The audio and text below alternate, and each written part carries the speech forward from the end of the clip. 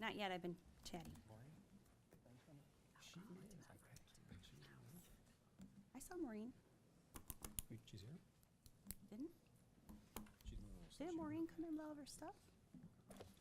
Okay, where she is. Oh, boy. Yeah, she's here. No pressure. Take your time. Please take your time.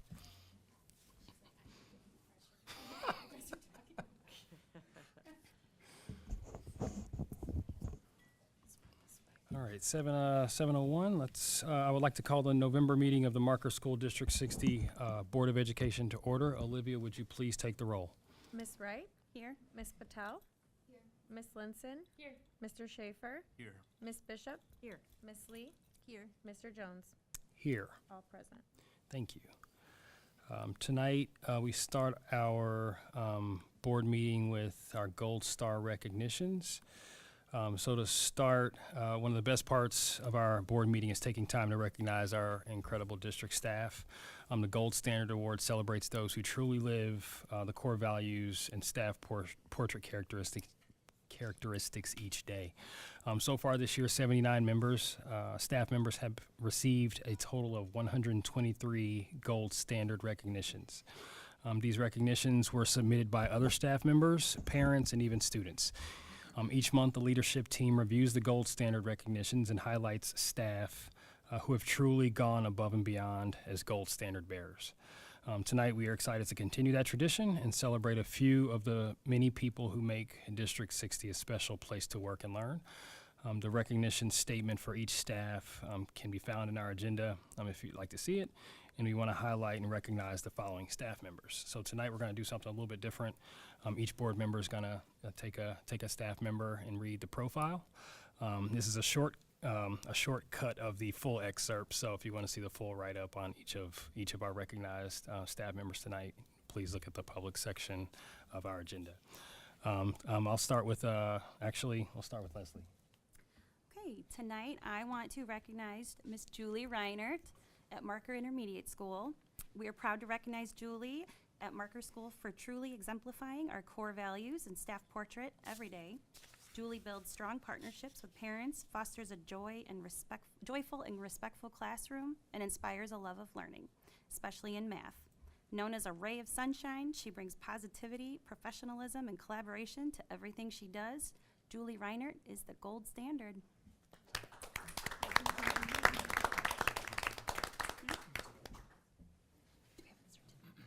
No, we don't. They already got it.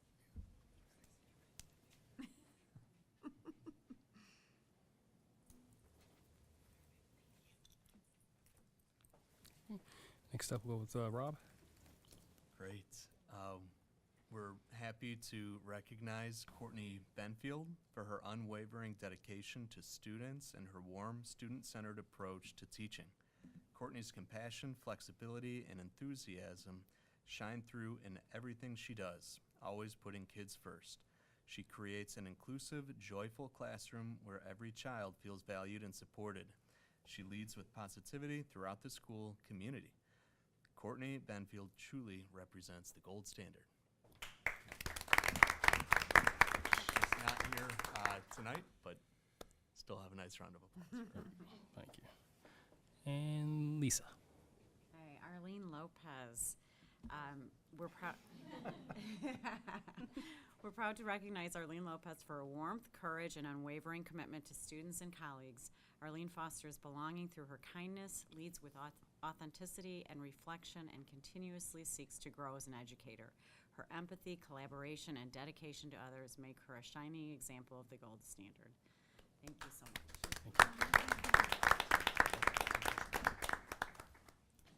Oh, I wore my fancy clothes. I thought we were going to be like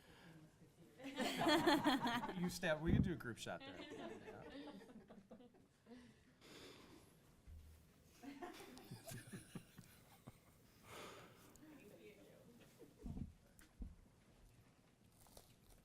And next up, Jenny.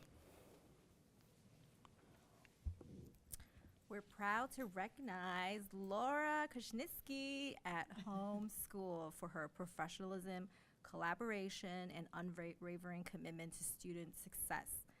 Laura models continuous growth, approaching every challenge with curiosity, compassion, and dedication. She partners closely with colleagues and families to ensure every child feels supported and capable.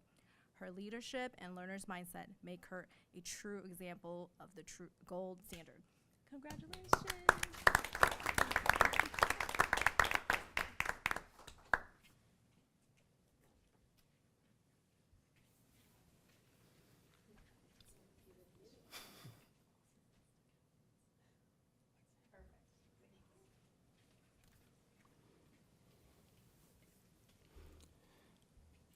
And next up, Poonam. Beatrice Solorzano. That's right. Okay. I didn't want to mess it up. We're proud to recognize Ms. Solorzano, instructional assistant at home school, for her dedication, teamwork, and unwavering focus on students. Beatrice approaches every day with flexibility, positivity, and a deep commitment to helping all learners succeed. A creative problem solver and trusted collaborator, she embodies the heart of our core values and is truly the gold standard.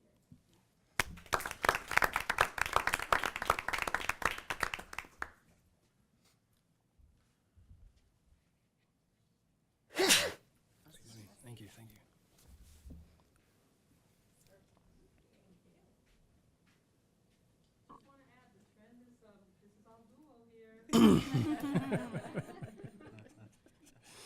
Well, I'm happy to recognize somebody who taught both of my kids, Don Engberg, science teacher at Westview Hills Middle School, for his enthusiasm, compassion, and lasting impact on students. Don creates an inclusive, engaging classroom where curiosity thrives and every learner feels valued. His passion for science and genuine care for students, both past and present, make him an inspiring example of the gold standard. Congratulations, Don.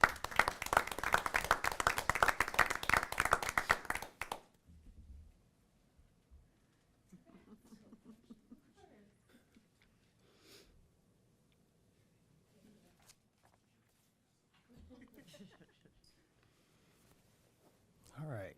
Last but not least, I have Sam Williams. He wasn't able to make it tonight. We're proud to recognize Sam Williams, a science teacher at Westview Hills Middle School, for his commitment to growth, innovation, and putting students first. Sam empowers students to take ownership of their learning and models what continuous improvement looks like in action. His creativity, compassion, and dedication to every child's success makes him a true example of the gold standard. So thank you, Sam. And in closing, on behalf of the Board of Education, we want to extend a heartfelt congratulations and gratitude to each of tonight's Gold Standard honorees. Your dedication, compassion, and commitment to excellence reflect the very best of Marker District 60. You make a difference not only in the lives of your students, but also in the culture of care, collaboration, and continuous growth that defines our district. Thank you for your incredible work you do each and every day to make District 60 a place where staff love to work, students love to learn, and families feel proud to belong. Congratulations once again to all of our Gold Standard recipients.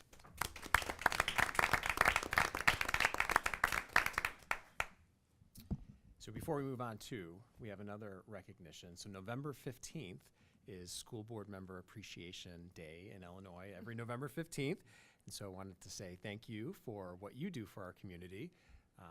Not an easy position to be in sometimes, but nice to have a partnership where we approach problems creatively and collaboratively, all in the interest of providing the very best for kids. So thank you very much.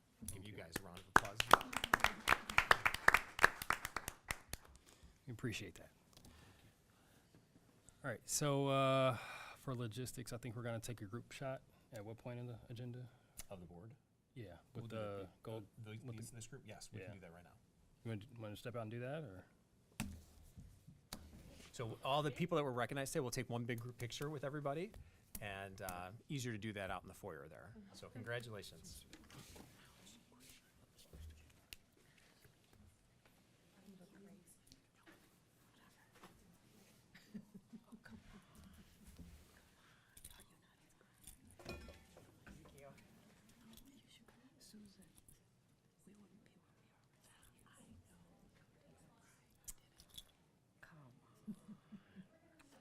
Susan, you're part of the team. You're the. Go on out there. Go on out there.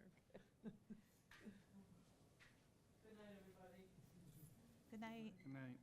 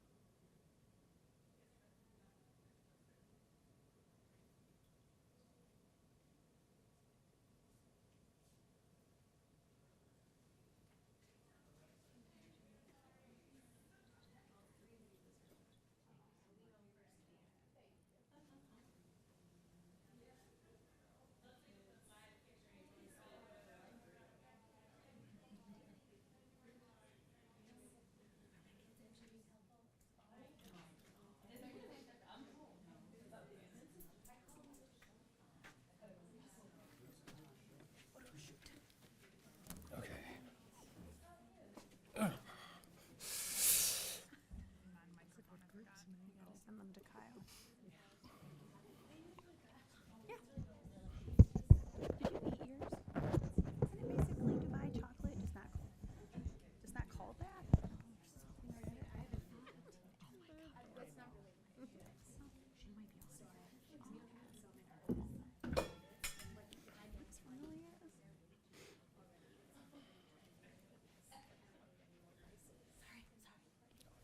Like mine.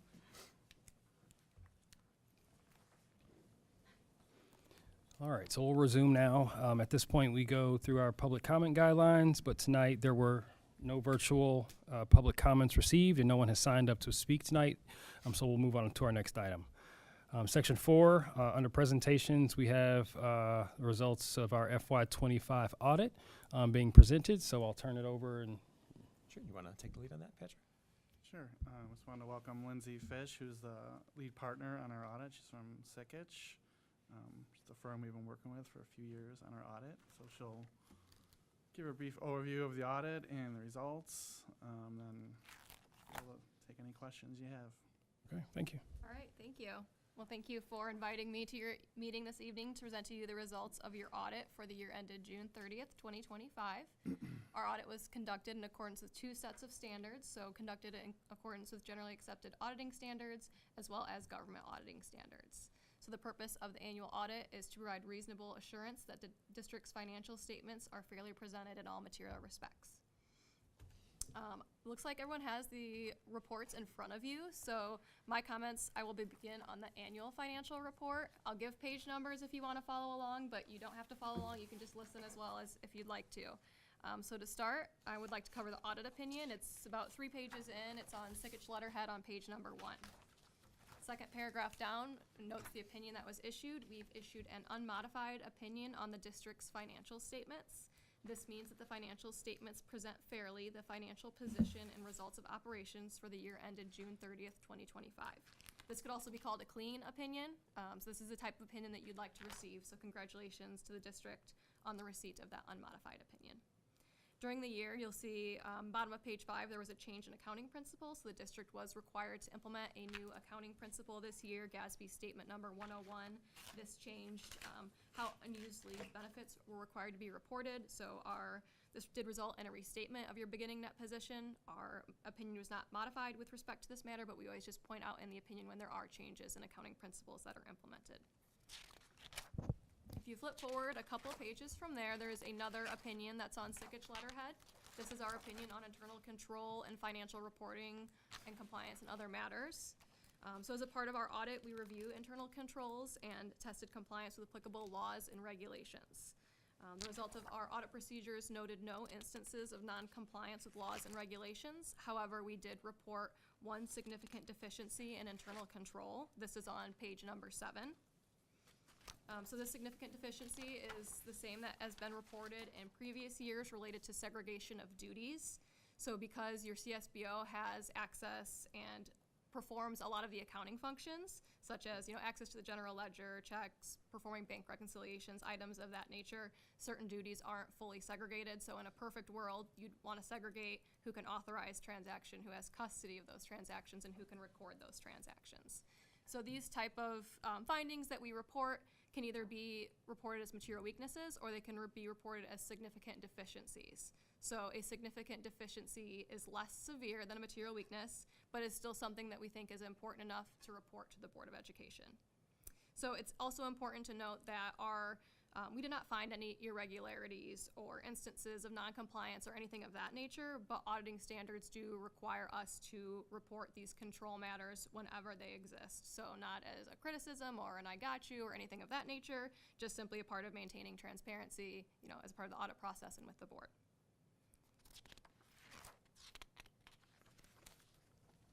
If you flip forward 2 pages from there, you'll find the management's discussion and analysis. So as this is titled, this is prepared by management.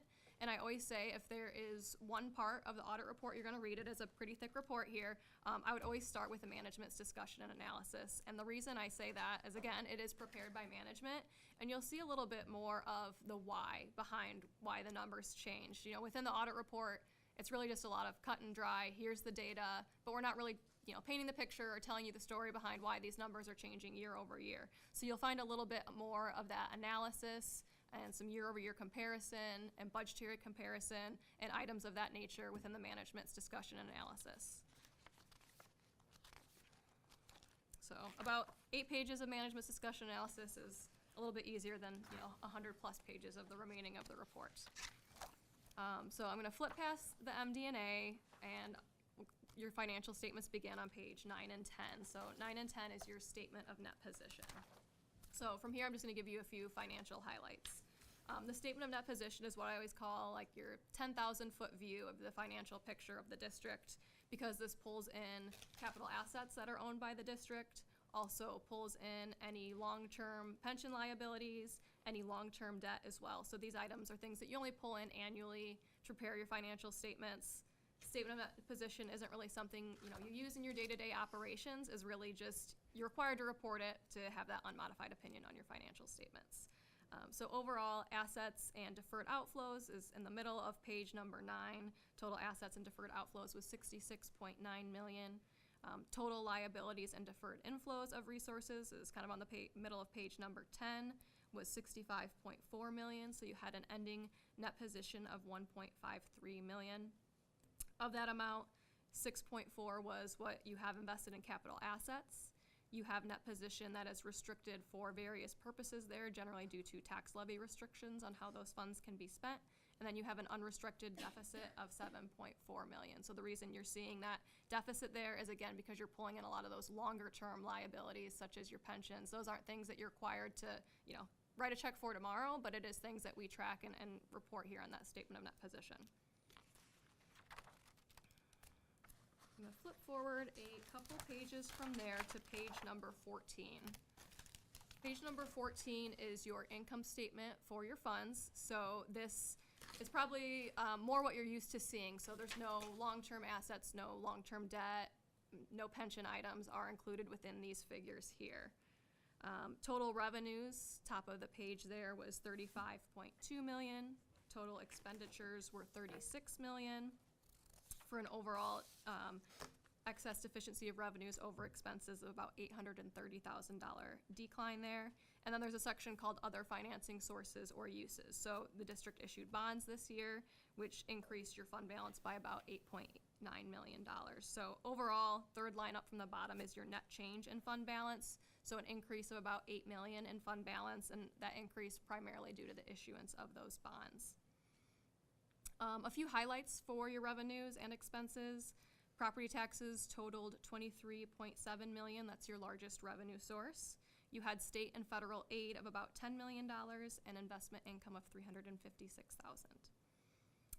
All ESSER funding was fully spent in prior years, so seeing a decline there in your federal revenues from previous years. For expenditures, instruction accounted for $17.6 million of your $35 million of expenditures. Support services was $11.8 million, and then debt service was about $3 million. I'm going to give you some highlights on your long-term debt next. If I can find the page, I should have flagged it before I got here.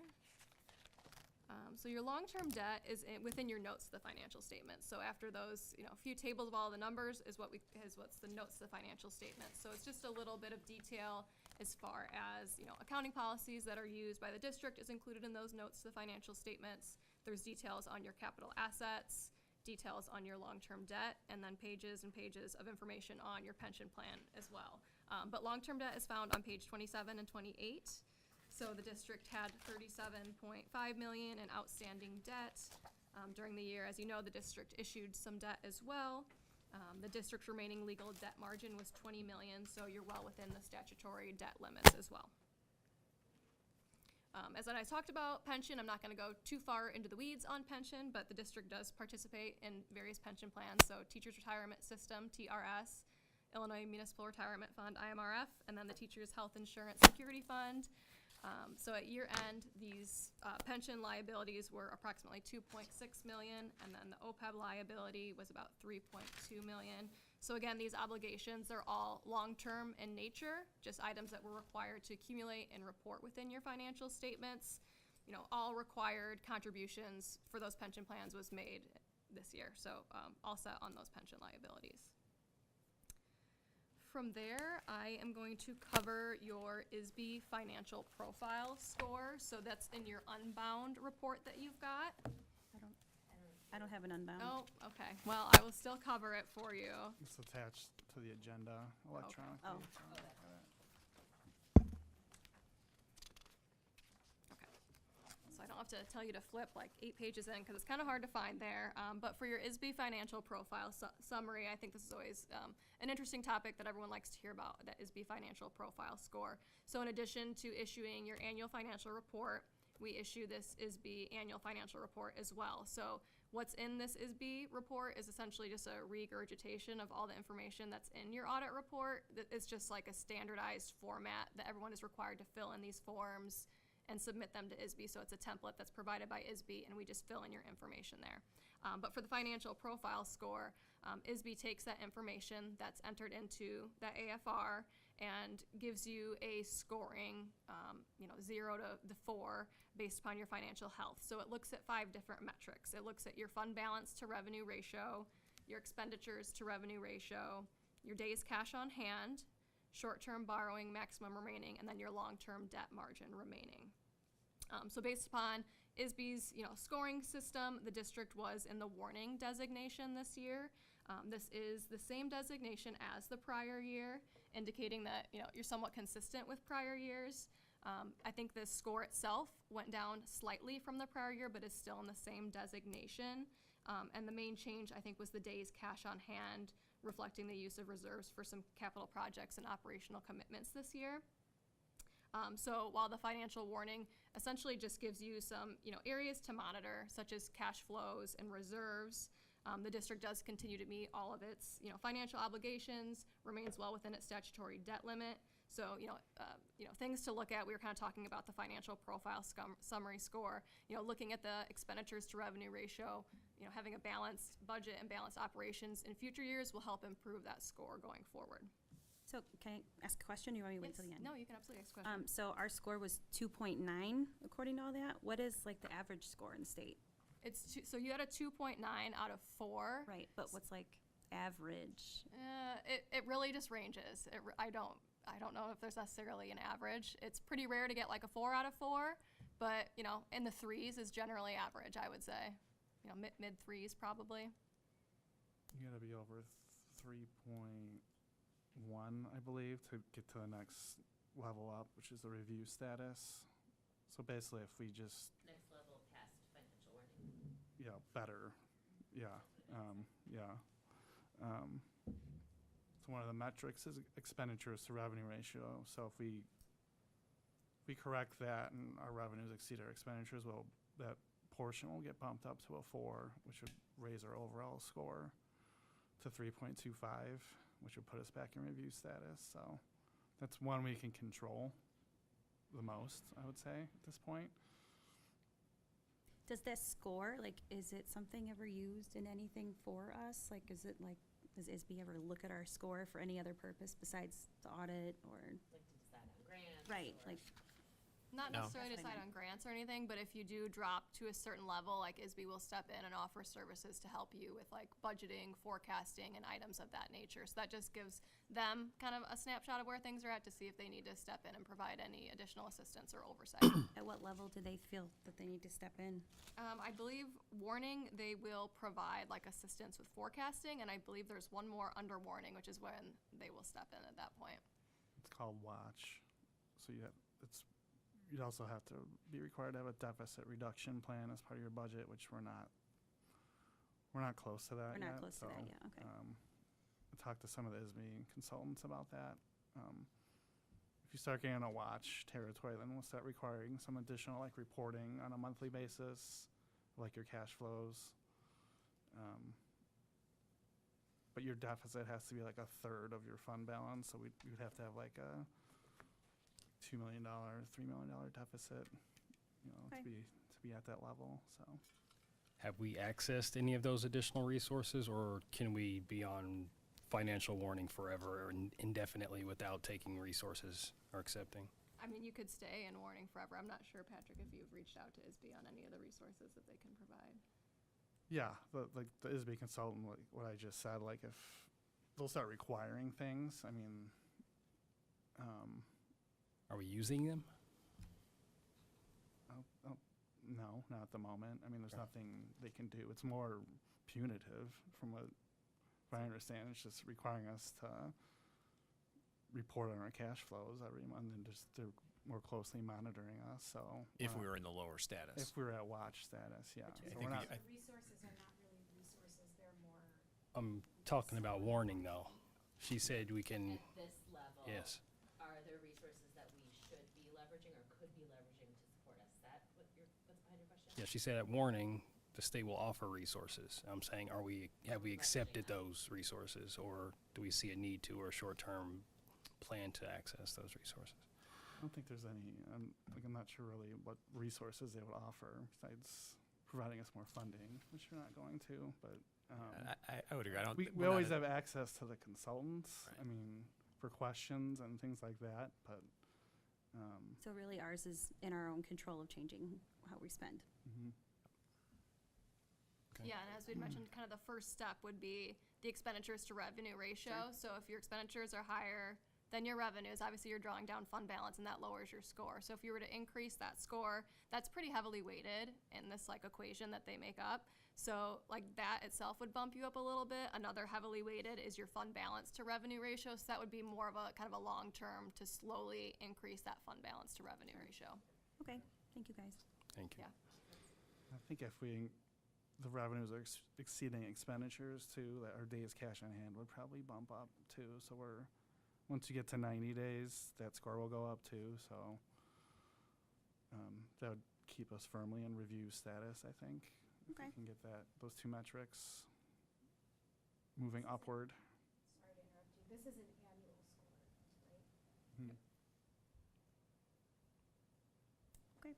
Calculated end of year or beginning of new year? It is calculated at the end of the year during the audit process, so it's technically your financial profile score for fiscal year '26 is what this would be. Okay.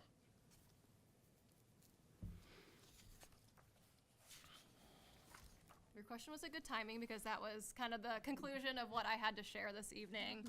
I did just want to thank, Patrick for all of his help during the audit process. We start planning and working through the audit in June, and we're just finishing the audit at this time of the year. So a lot of questions, a lot of pulling of invoices and items of that nature that, along with doing his regular job duties, he has to work through the audit as well. So just want to say, appreciate you and thank you. It's always a very smooth and easy process working with Patrick and the district, so we appreciate that as well. And if there's any other questions, I'd be happy to answer them as well. Just one other question. You mentioned significant Deficiency. deficiency Mhm. in terms of the separation of, or segregation of financial oversight. Mhm. Do you know what other districts are doing to deal with that? Yeah. Because obviously we're smaller, so Mhm. we're not gonna hire more people. Exactly. So, it could be one of those findings where it's just something that may be repeated because you can't go out and hire someone else. I know me and Patrick talked a little bit about, where we could look at seeing how some segregation of duties might occur. And it's just an issue of, example for journal entries, we were talking about, having a review process for journal entries, and we just couldn't really think of someone that would really have the knowledge to understand what some of those journal entries were, so it wouldn't really be a benefit to you to have someone review it if they're not really knowing what they're reviewing. So aside from going out and hiring a new person, which is not feasible, and it's not feasible for any small district to go out and hire additional individual, it's just, seeing if you can reassign any duties within the business office, and then just, strengthening any oversight that you may be able to, if it be, board oversight or oversight by the superintendent if you'd like. That doesn't really eliminate that segregation of duties issue, but it does show that you have oversight over that process. So it is a common issue, a common finding for a lot of smaller districts, just because there isn't that full segregation of duties. And again, it's not that we, saw any issues or anything of that nature, but we always just like to make sure the board is aware when there is the segregation of duties, you also act as a layer of oversight as well. How many people are in our business office? Just one? Just you? It's me and then Jay-Z. Jay-Z, She right? does payroll and accounts payable. So So theoretically, any journal entries and things that she does, we have that segregated in the system, and I'm reviewing. There's certain entries I need to do. It's just more my access to do some of these journal entries too that I need to do as part of the bank reconciliation process and things like that. So it's just a risk that exists that they're required to report, basically. so theoretically, you're familiar with our business office, small but mighty. In your experience in smaller, similar districts, what would a fully non-segregated separation of duties look like in terms of personnel? So if you like to fully segregate, like the authorization of a transaction, like the custody and the recording should all be segregated among different individuals. So there may be some where it's just a deficiency rather than a significant deficiency if they've got it segregated a little better, but with only having 2 people in the business office, it's pretty much impossible to fully segregate. So it may be a matter of, the district is aware of this risk. You're aware that you have this segregation of duties, and you can accept that risk and just, ensure that you are diligently, reviewing financial reports and items of that nature. Are we doing that currently under the recommendation? You mentioned having somebody else review other than the CSBO. Are we doing that internally? Here. Right. We do it here. In our board packet. Board, yeah. Is there anybody, obviously not at the business office, but is there anybody else in administration doing that before it comes to the board? No, not over the bill list. So we all look at that publicly together at the same point. Yep. Okay. I'd say at the not the detailed level. I mean, Sean and I are reviewing the monthly financials, every month before they go on the board packet, and there's monitoring controls in place, just not to the extent where it's perfect. Right. So. Okay, great. So just out of curiosity, this has been, our business office has been this size for 20 years. But it wasn't noted as a finding until your firm took over, it was not noted by our previous auditor. Any idea why that might be? Just an oversight maybe on their part, or? Yeah, I'm not sure, and potentially they didn't, maybe they didn't report as a significant deficiency, but it was just a deficiency, which then wouldn't show like in your audit report, so maybe they just Okay. didn't feel that it was severe enough, but in our, like, the significant deficiency for us is we think it's important enough that we inform the Board of Education about it. So that's, I guess, our opinion or standpoint, that the segregation of duties could, is an issue that does require oversight. Okay, and the material weakness is that's the term for the, Material, I guess, would be more severe. that's the Yeah, more so severe this is one. just like a lower level, important, like a deficiency, but important enough to merit attention, essentially. Gotcha, okay. Because something could occur. It could, or like, an error could occur that maybe isn't caught in a timely manner or something of that nature, yes. But as your firm audited everything this year, you found no? Correct, yeah, Okay. so we didn't have any issues, but just always still report that there's that control issue. And that's what's weighted enough to put us in a review status. No, it's not related to the Okay, significant that's not- deficiency, it's just, that one's Okay. just like based upon financial numbers. Okay. Yep, It's more just like an operational challenge exactly, of ours. Okay. yes. I read in the report that before you do your analysis, you convert to an accrual basis because we're on a cash basis system. According to the the gas, or Yep. whatever Yeah, that is. Generally accepted accounting principles, yep. What's typical in practice? Are most districts on a accrual basis, and are we outliers in that sense, or? So the district is on the accrual basis, so you are consistent with a lot of districts I work with where you operate on a cash basis all year round. So you, when you cut checks, it shows up as an expense. When you receive money, it shows up as revenue. But you convert to the accrual basis just at the end of the year, just because it wouldn't be feasible to do that on like a monthly basis because it is a lot of extra work to go through that process. So you operate on cash basis all year round, and then for the audit, in order to be in accordance with generally accepted accounting principles, you convert to that accrual basis. Okay. And the reason for that is simply just to capture bills or Yeah, revenue so, that comes in a lot after of the the accrual close? items that you'll see, summer payroll is probably one of the biggest ones because the teachers earned that money as of year end, even though if they're getting paid over the summer months. So you pull back that'll come into as an expense as this year, even though you're not paying it until next year. Same with, vendor invoices. If you have a construction project or something where you don't get the invoice until July, but it relates to work in June, we'll record that as an expense during the fiscal year. So Patrick makes all those accrual adjustments for the audit. And the registration fees work the opposite way. We start receiving them in the spring for the following years. That's called unearned revenue. So then you recognize the revenue in the following year. So there's lots of different moving pieces. So those to are it. like pulled out and held for the next fiscal? Yep. Okay. Thank you. So I think one of the discussions we've been having at the board level is the way that, like, what's the standard amount of accrual that's happening? Because as we look at a financial statement in June where the year is almost closing versus where it shows up at in September when we're doing the budget, there's often variance there. Yeah, so you could probably, just to see what accrual entries are showing up for your district, looking at, I can give you a page number. The thicker one or the Page number thinner one? 12 of the bigger report. So this is your balance sheet, so this is where the accrual entries will show up. So you have, under assets you have cash, but then you have your receivables.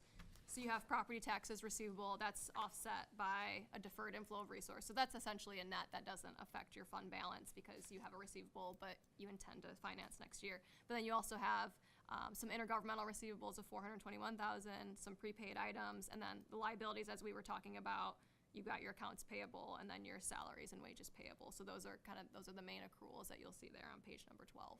What is the intergovernmental thing? Is that like the TIF of like Claire Mills? Like or- state grants generally. It's federal like the grants. title grants, and usually get payments in July that relate to the prior year. So.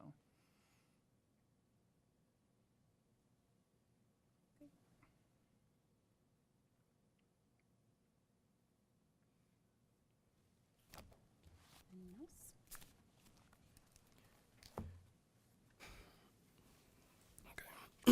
Okay. Any other questions for Lindsay? Lindsay, right? Lindsay yeah. Fish, okay. Well, if anything else comes up later on as you're, reading this MD&A later and going through this audit report, if you want to reach out with any questions as you're digesting it, obviously it's a very thick report with a lot of information. Patrick has my contact information, so I'd be happy to answer any questions if they come up later on as well. Okay. We thank you for coming in and All right. providing Thank your you. audit. Thank you. Let's go.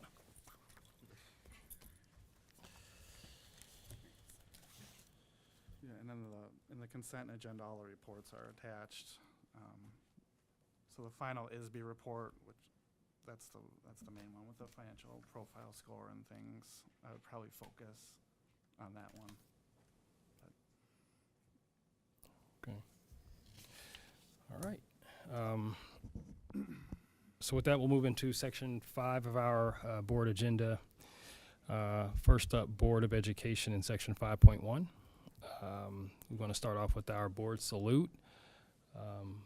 Who wants to, are we going to have somebody discuss the, Poonam and Leslie at the meeting where this was discussed. So PTA, yeah. Yeah, I'm sorry, I was looking for an attachment, but we're not It's going to show. It's in that section. It's in there. I can start this. I know last meeting we talked about the issues with SNAP and with funding and just with a lot of people who will struggle with everything that was going on and is still going on in terms of food insecurity.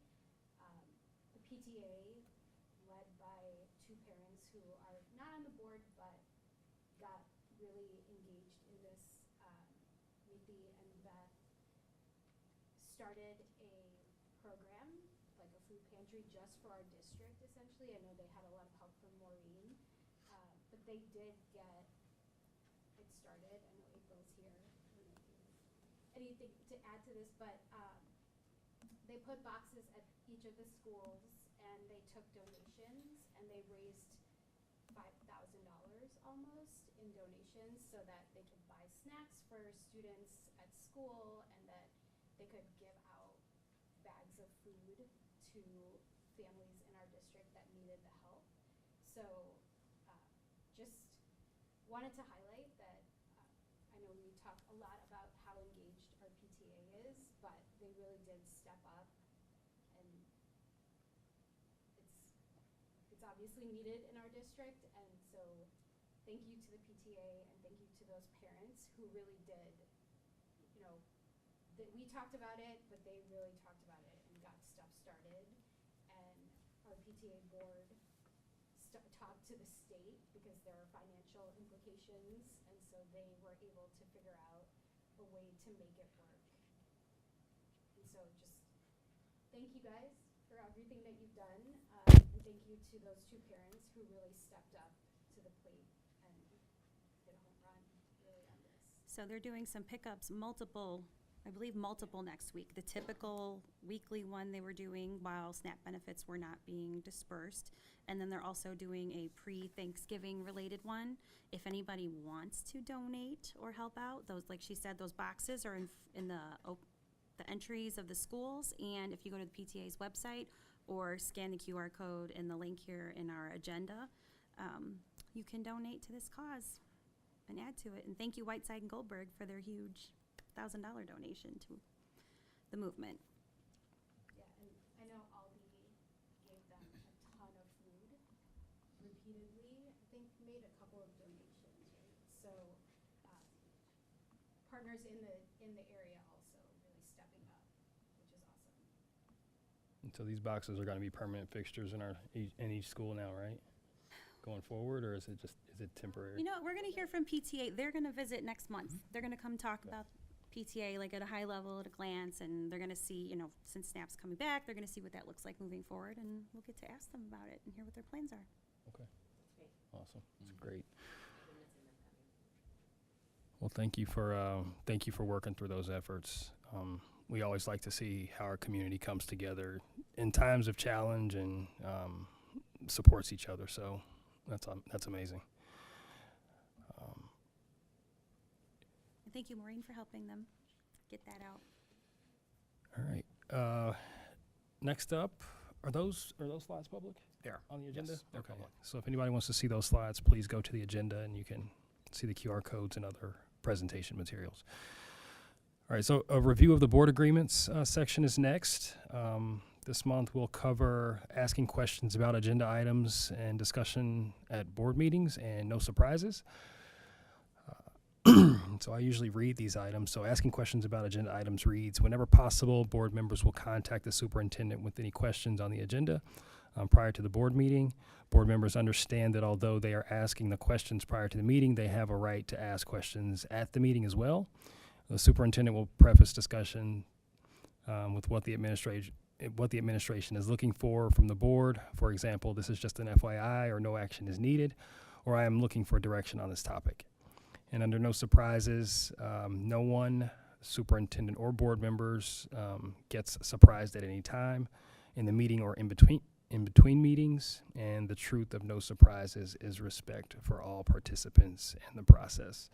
And I like to call out the effort, leading into this board meeting. I think we had several board members providing the written questions to Sean. That's been tremendously helpful to both Sean and I think to the rest of the board, and that we all get to see his responses. And he's been able to I think in a pretty timely manner, process through those responses. And so far I haven't heard any feedback or challenge or concern with how many questions are coming in. So keep up the good Q&A for Sean and the administrative team so that they can get those responses back in a timely manner. So thanks for continuing that effort. Any comment or question? Anybody else feel any particular way about how that's going? All right. Okay. It means that I'm not asking the same question twice. There you go. Or, Right. second time Yeah. from another person. All right, and every few months or so, we do conduct a board self-assessment. Sean did provide those results for us. You can see them at the bottom of the. Hold on a second. I'm going back to some other stuff. Okay. Yeah, I was looking for the Excel.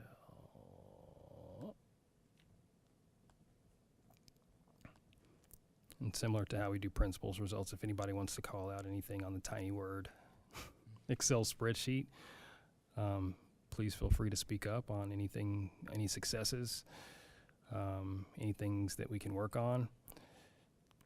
I know it was a challenging first few months of the year. I think we got off to a challenging start after the first board meeting, but I think since then we've done a good job recommitting to our efforts to support the administrative team in their decision making. So, moving forward, I think good communication. If meetings are going to be missed, I think that's one thing that we learn from that effort. Making a timely notification to both Sean and I. We'll make sure that we continue to support board meetings in ways they need to be supported. I did see some positive commentary about how we are working together. So that's always good that we keep that effort up. Anything else?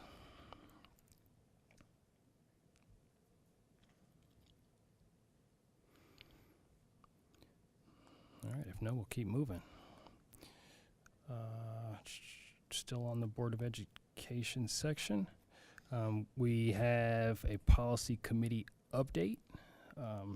So Rob or Leslie? Nope, not me. Oh, I'm sorry. So we collectively, the policy committee reviewed the changes. There were several updates, nothing that was incredibly significant. So we decided that a meeting was not necessary for the policy committee. We submitted some questions, and then when we get to that section 7, I can share some of my questions and the responses that Sean provided. But in general, nothing huge. So You want to do that now? That's part of the consent later, so it'll just get one giant Oh. action. So it'd be good if we tackle those now. okay, we can look at that. What section is that? 7 points. First reading.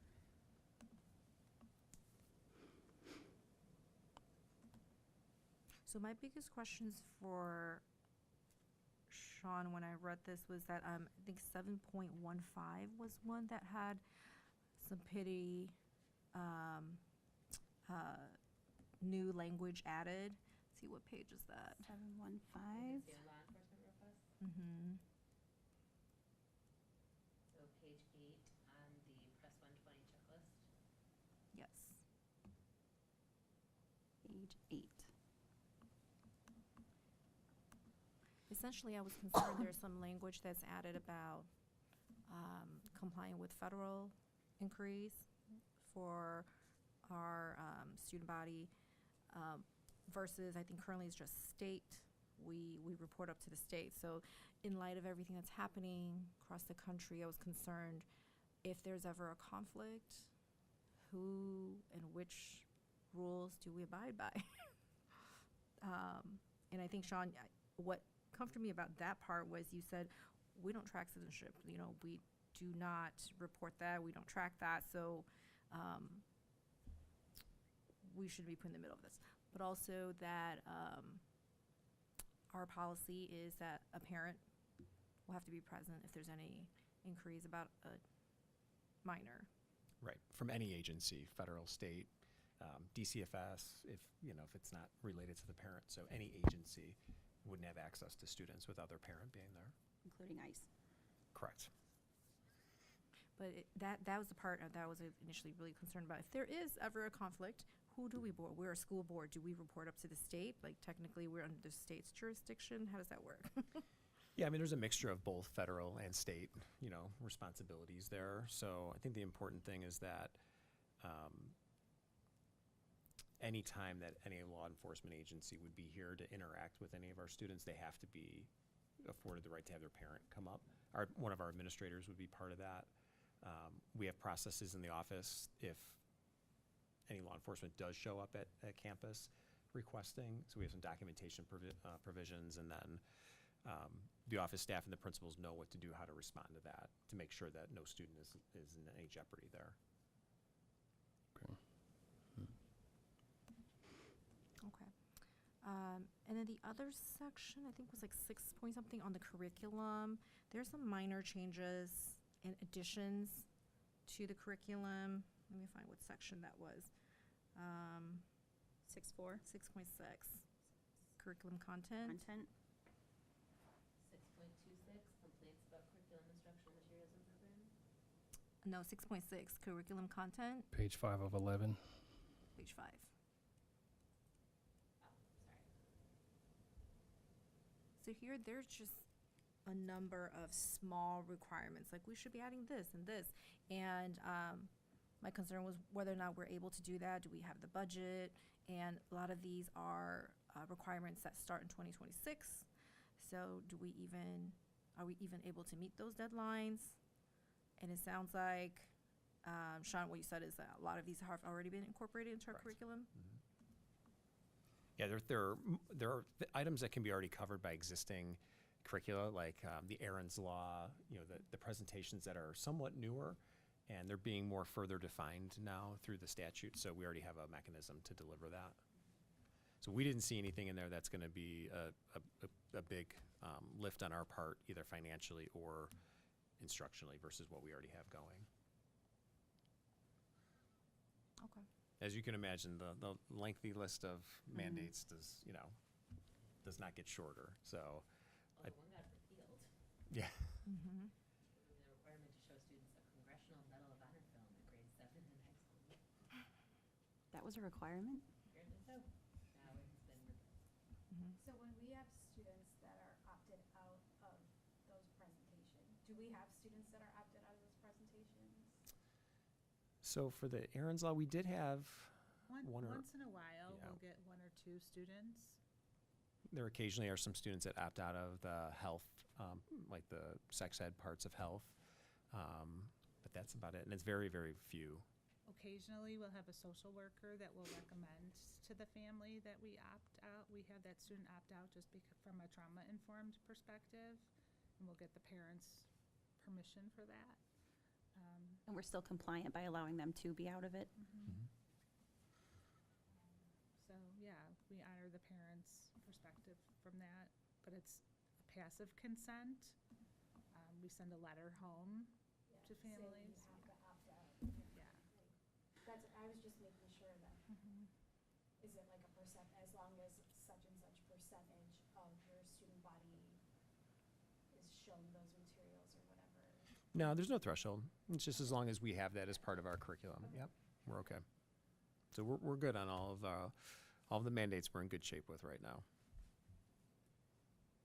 I actually do have a policy question, and it comes up every year with parents I talk to around Halloween time and the bringing of treats to school. Like, most of the schools are saying non-food items, only bring in this stuff. And then I've had some parents bring to my attention that the district policy manual says that they're allowed, they just have to be nut-free, individually wrapped, and all stuff like that. Is it?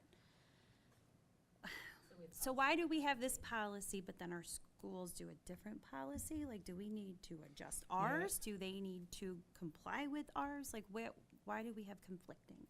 And it might not be conflicting. It might be that there are portions of a different policy, that there were health restrictions on food. So there could be a different policy that says you can't do that. Whereas another policy would say, yeah, treat things are allowed because it's a may not be contemplating during the school day. It may be like after school or things like that. We'd have to look at that further to see.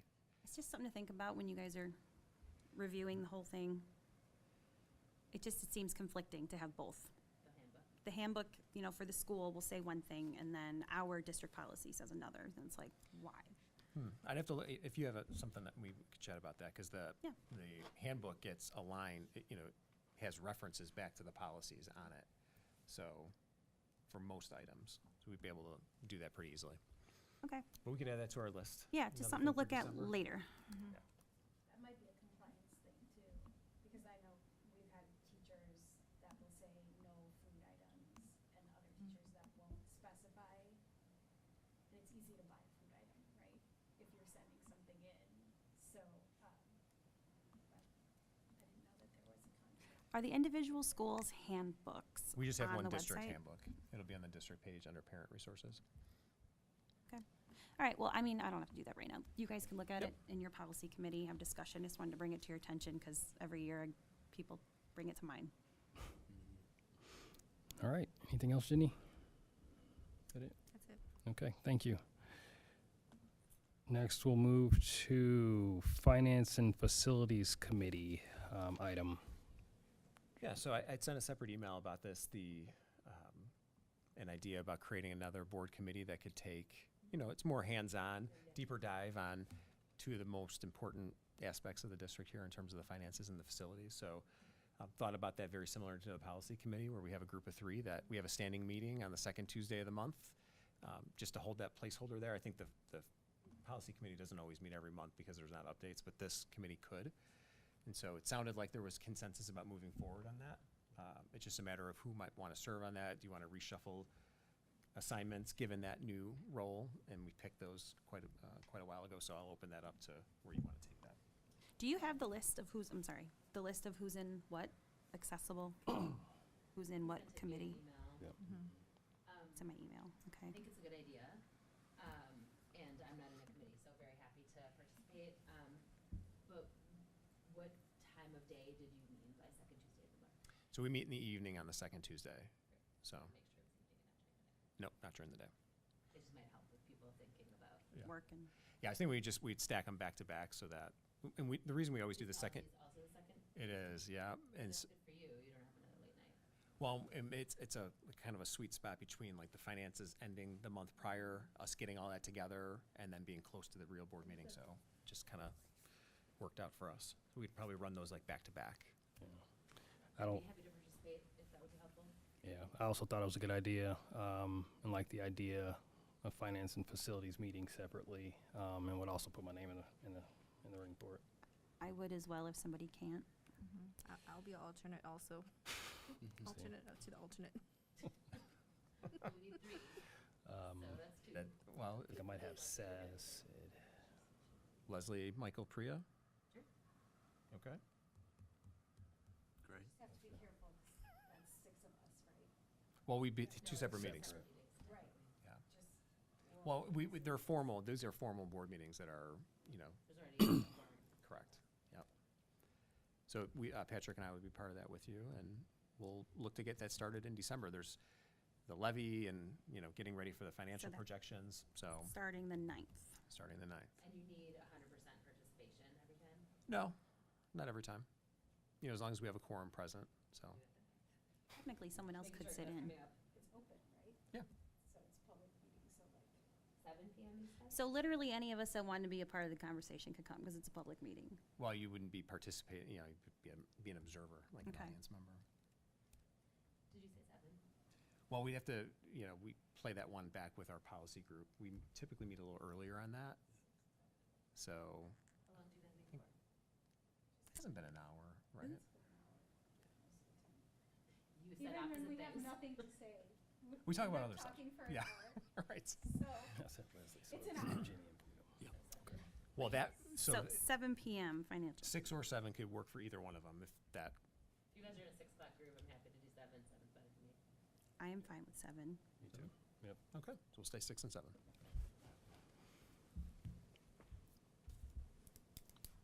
I think this is a good idea. Thank you. Okay. All right. With that, let's move to the next section of our. A few more things on here, actually. Triple I conference. Triple Okay. I, yep. Board Community workshop workshop, proposal.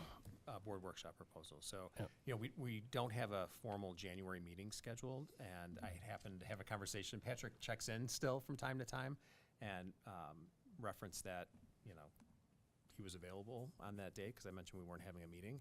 I thought I'd throw out there as an opportunity for us to continue that board workshop and the discussions that we started in April, but totally optional, so I'll leave it. to Have the everyone. new board members been exposed to Patrick yet? No, He No? was not, Okay. no. they had so- Arlana Bedard. Right. Yes.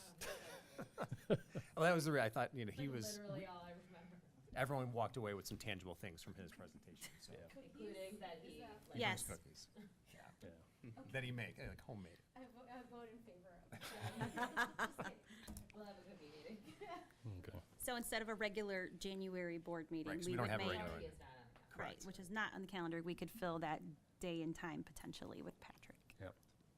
So I think that's. I mean, I guess I would just be curious from everybody, like, what we would hope to get out of it, so that, if we were to schedule with them and pay for it, A very nominal fee, yeah.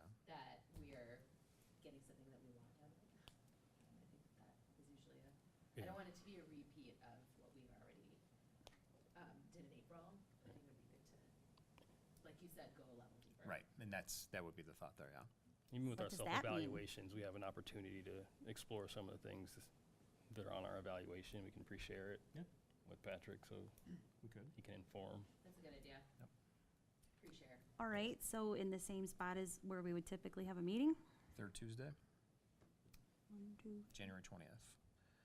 So he's happy to start earlier, because it typically goes a little longer, Actually, I still had it on the calendar. So if 6 works, we could start at 6, be done, before 9. Hopefully. Tuesdays, I Apparently, think that worked. just accidentally scheduled the finance and facilities committee meeting every single day. Every day till the end of 10. So I did not sign up for that, so fix it. Patrick is going to tell us what topics he's going to cover or he's able to cover. He and really, then we'll make- he tries to tailor things off of, so when we've had him before, he's looked at the survey results, Okay. he's looked at our board agreements, he's looked at, those would be the 2 big things, and tried to tailor a presentation and more facilitated conversation.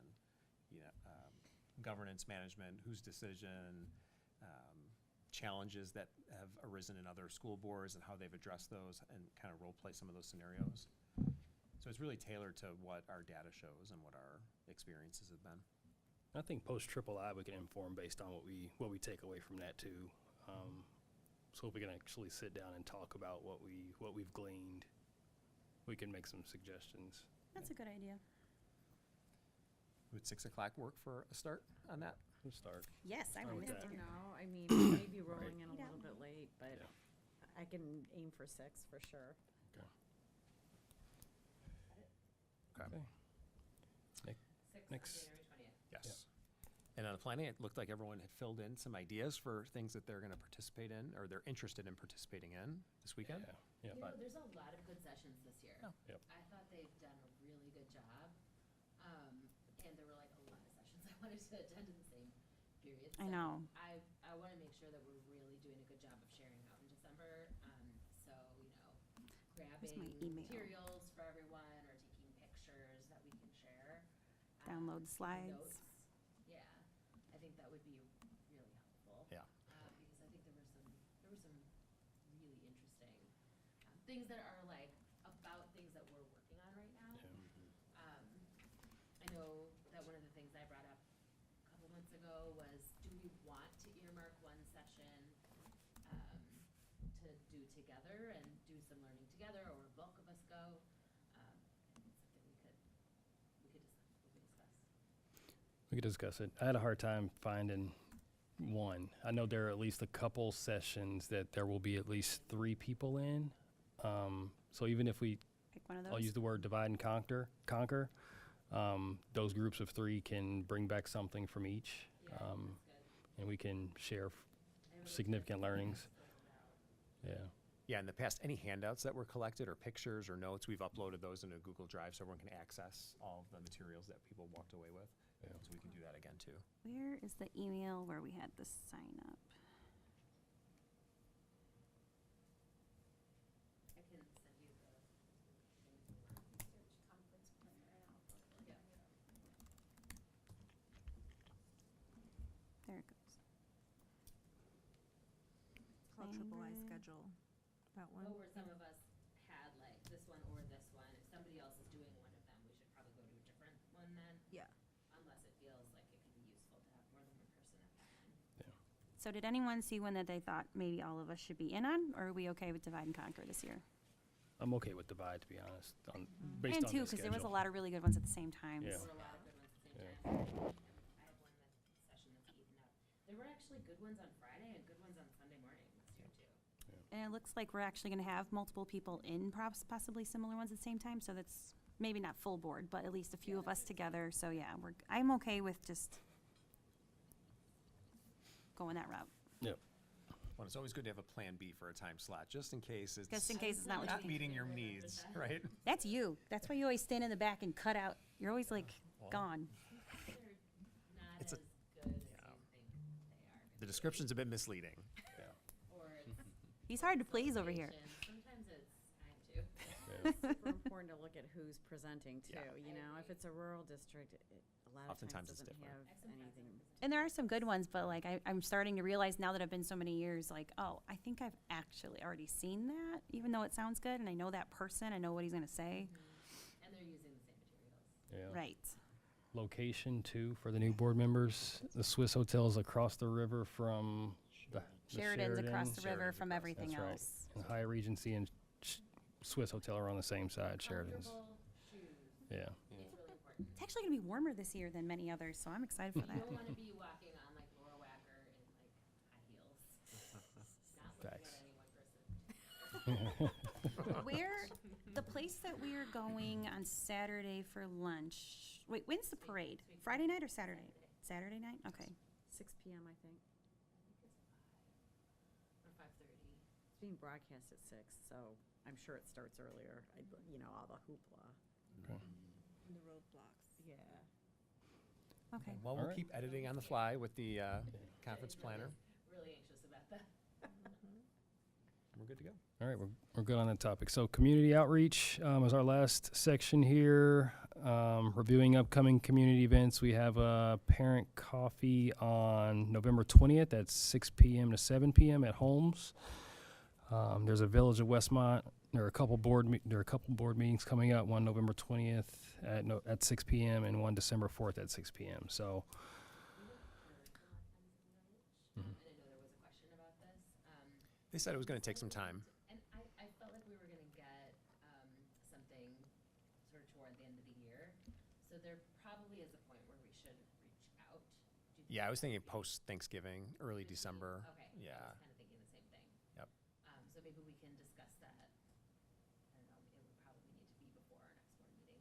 Right. So. Yeah, we can reach out and get an That's fine, update. we can do Correct. that. Yep. I also wanted to point out for the parent coffee, there happens to be a big marker event that same night. A school-wide movie night. No, it's So- on purpose. Is it on purpose? It's like a known thing. What do you mean? They pointed it out to the principal at Marker, and he was like, it'll be fine. I mean, there are parents who will have to choose, do I take my kid to the movies or do I go to the parent coffee? Yeah, there'll be a lot of parents who will do that. Yeah. Yeah, it was pointed out, and it's okay, apparently, so. Yeah, we'll work, it's not ideal, so we'll work through that for the future. It's just some things got communicated out before everyone's schedule was finalized, so not the ideal scenario. Mm-hmm. I mean, to be fair, they're right next to each other, theoretically, so. Is it in the same I building? think you should Yeah, be, they're just both be, at Marker. no, it says This one homes. says homes. The coffee is at Parent home. Parent coffee is at Marker, I think. Oh, It was last I think time. it's at home. Yeah, last time it was at Markers. We try to rotate around. This is. So that's why you It could have been, literally- you know, Thought it was at. I think if it was at the same school, Communication that it was at the same building. yeah, if it's at the same building, it's not that big of an issue. The kids can do the movie and the parents can. Well, And more people show up. this is tricky. But they are at two different it'll be schools. easier for us to keep those separated in the future. All right. I was gonna comment on the keeping kids cyber safe, where the detective comes in, December 3rd.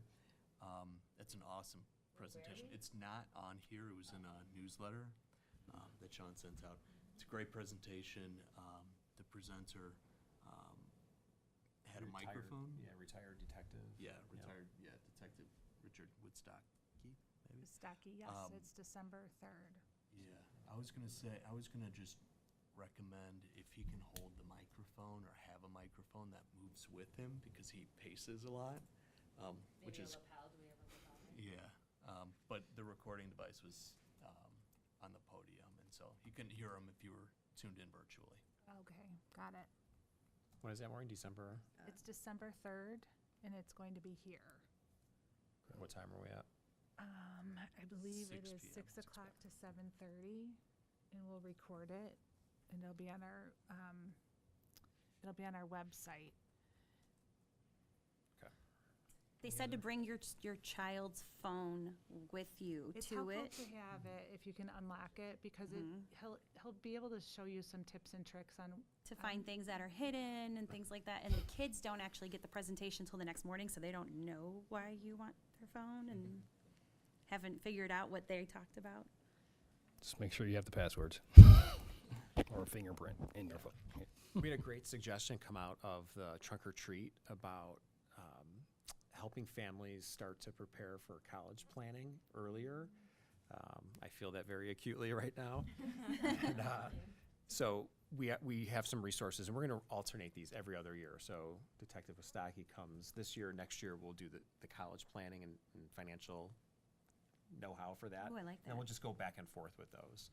So it was a good suggestion that came from a parent. I think that was a great suggestion, and it is true. I mean, it's something that you really need to know about so early in order to maximize savings. So I think if you don't know that, Right, they were finding all these things out through college or through high school things, and it's like, it's almost here, right? Yeah. kind of need to know it at birth. Yep. At birth? Yep. Oh, well Absolutely. then, Yeah. okay. All right, with that, I think that wraps up our Can I ask board. you a question? Yep. Is there value in popping into the Westmont board meetings? I mean, I know that was something that was raised a couple months ago. We sort of glossed over it. There's one on the 20th. I'm trying to go Thursday. I can't attend that one, but I think it's not a bad idea to make that face-to-face. Especially because they were just putting out a budget. I just saw something posted like on Facebook Well, and about. you participated in the strategic planning process. Did you want to share what that was like? Is it ongoing? Oh, I did. So I got selected, and Sean actually got to participate as well for nonprofits in the community for the strategic planning for Westmont. I thought it was really interesting to hear what people worry about, don't worry about.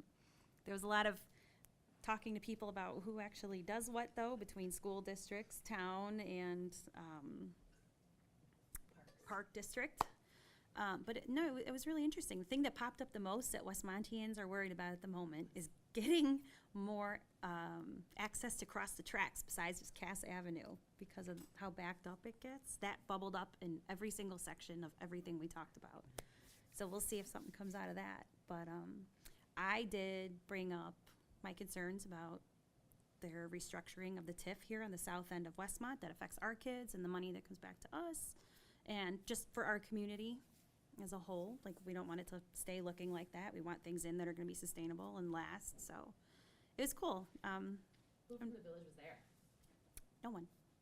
Outside facilitator. It was an outside facilitator. She was great. I agree with you. She was really good. I liked her a lot And you were lumped in with nonprofits? Weird. Yeah. for schools, Schools, Park District Library, churches, the Taiwanese Center. public entities. Public, okay, got it. Public and private nonprofits. Got Yeah. it, okay. That's So, interesting. yeah, it What was came great. up? Very similar, traffic, downtown character. Yes, that was a lot too. What, The divide between north and south. what does downtown character mean?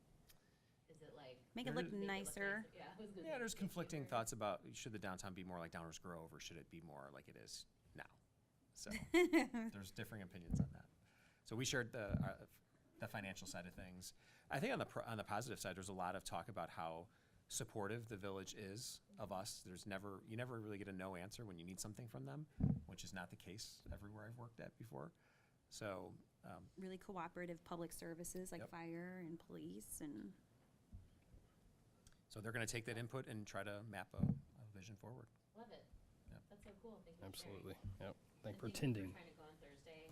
Unfortunately, I can't go to either of these dates, but somebody can pop in on December 4th. Not a terrible thing. Just for about. Yeah, I may be able to make December 4th, so I'll try to get that in. my sister's birthday, but at 30, does that matter anymore? All right. With that, we'll move to our next section of 5.2, principals reports. As we do every month, anything to recognize? I mean, there's a lot to recognize, obviously. But Sorry. anything to call out? Lot going on. Fun Friday sounded fun. Yeah.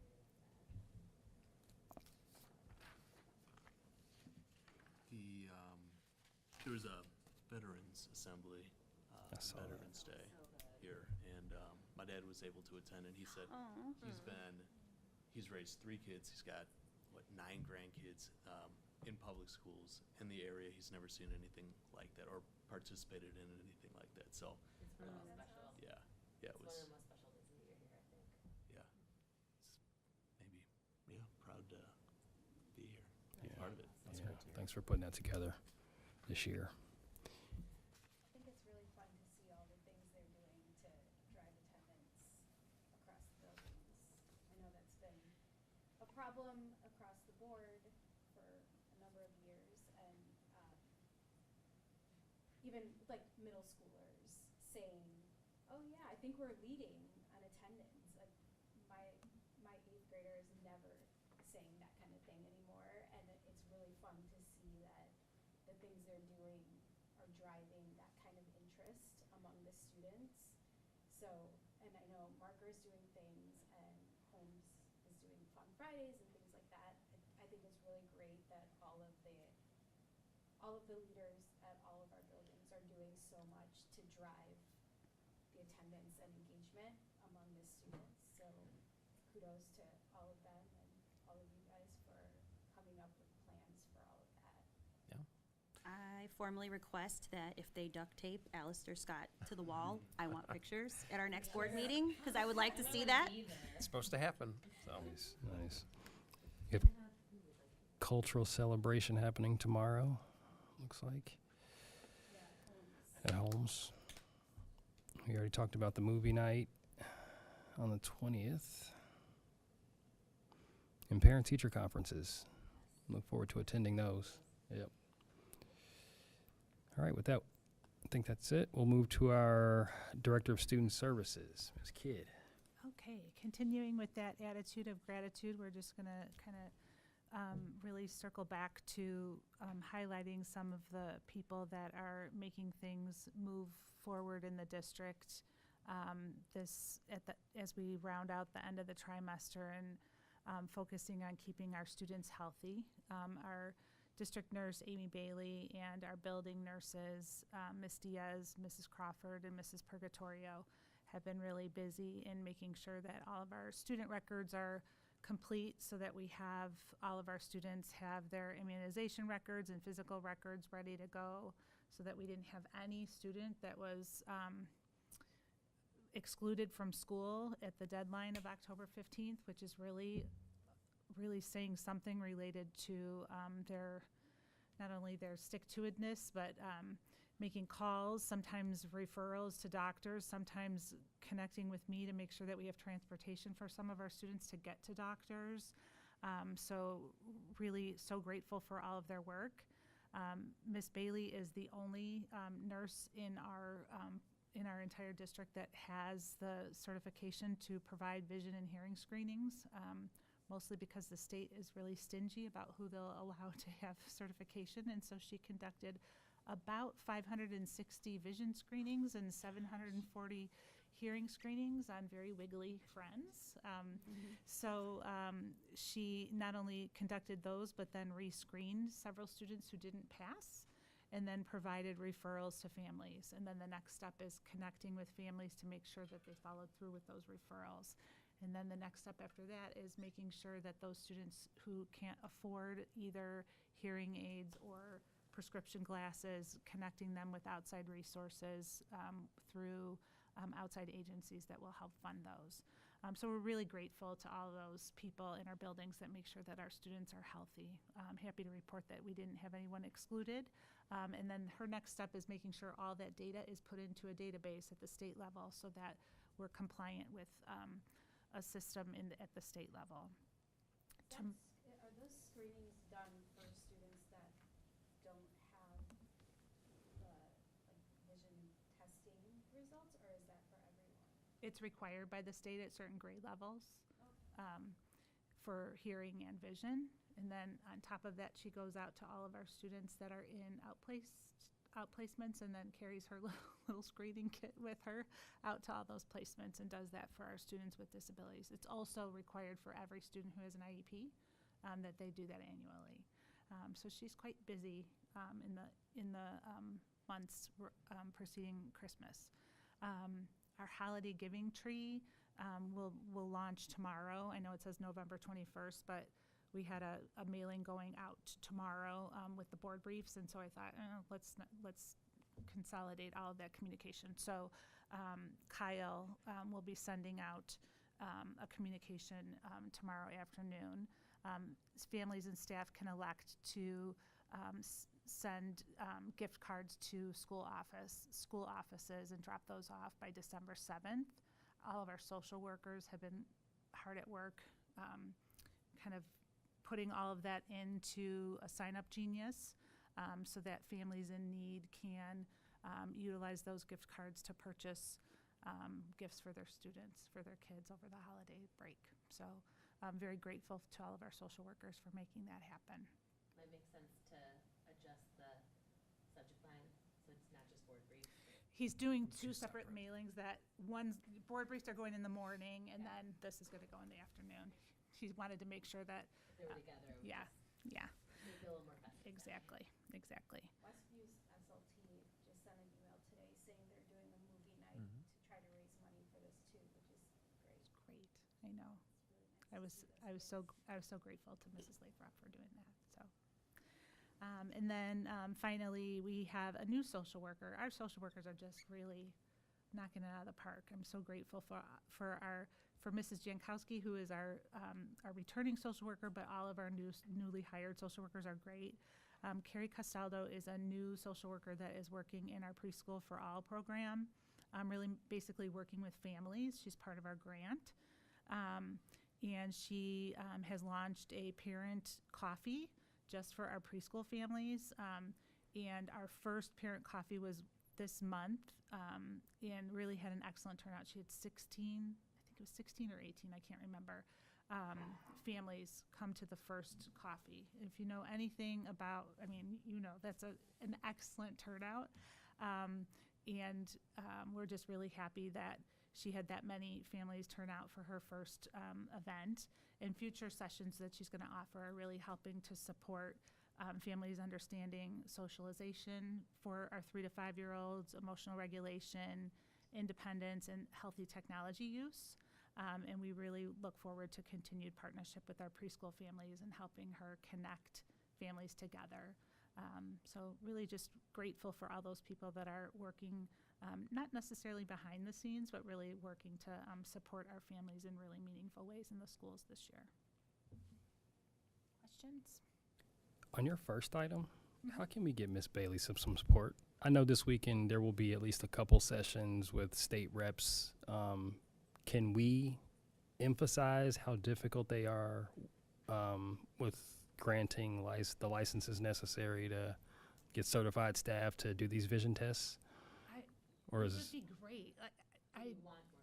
We want are spots in these certification classes is the problem.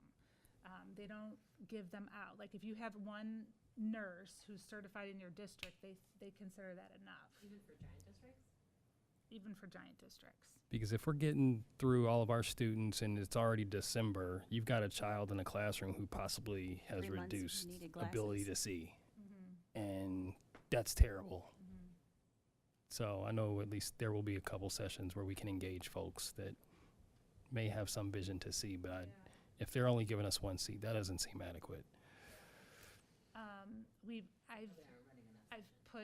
I've put calls into IDPH. I've put calls into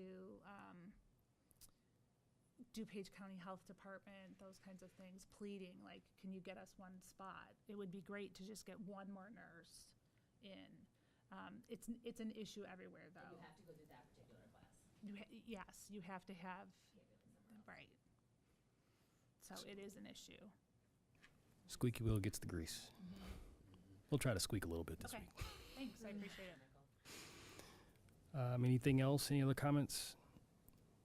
Are there any other areas like that where we can be supporting? We think on it. Okay. I'll get back to you. All right. Thanks for asking. You're welcome. Yeah. All right. Next up, our Director of Teaching and Learning, Dr. Rima. All right. I've got 3 things I would love to discuss with all of you tonight. The first one's the IAR test results, and we worked with the ECRA group to kind of conduct a deeper analysis of our IAR results. The ECRA group is really a data analysis organization, similar to like work that 5 Labs does for us, but they've been really doing some digging around the shift that the IAR proficiency levels have adjusted at the state level, and have also said they would work with districts around, comparing your results with like districts. And I know that was a topic that's been brought up by the board to really, is there a way to kind of analyze how we're doing to comparative districts? And the IAR is a great one to do. You can gather that information. So I wanted to share with you, we did do some analysis with them and just what those results kind of came back with. The analysis really was around our enrollment size, our demographics, in particular English learners and low-income students, and then just different resource levels that we have. Some of the highlights that really just came out, I think, just validate some of our MAP work that we've done. Math really continues to be a strength of ours. The proficiency rate is pretty high comparatively across the state and within our peer group average.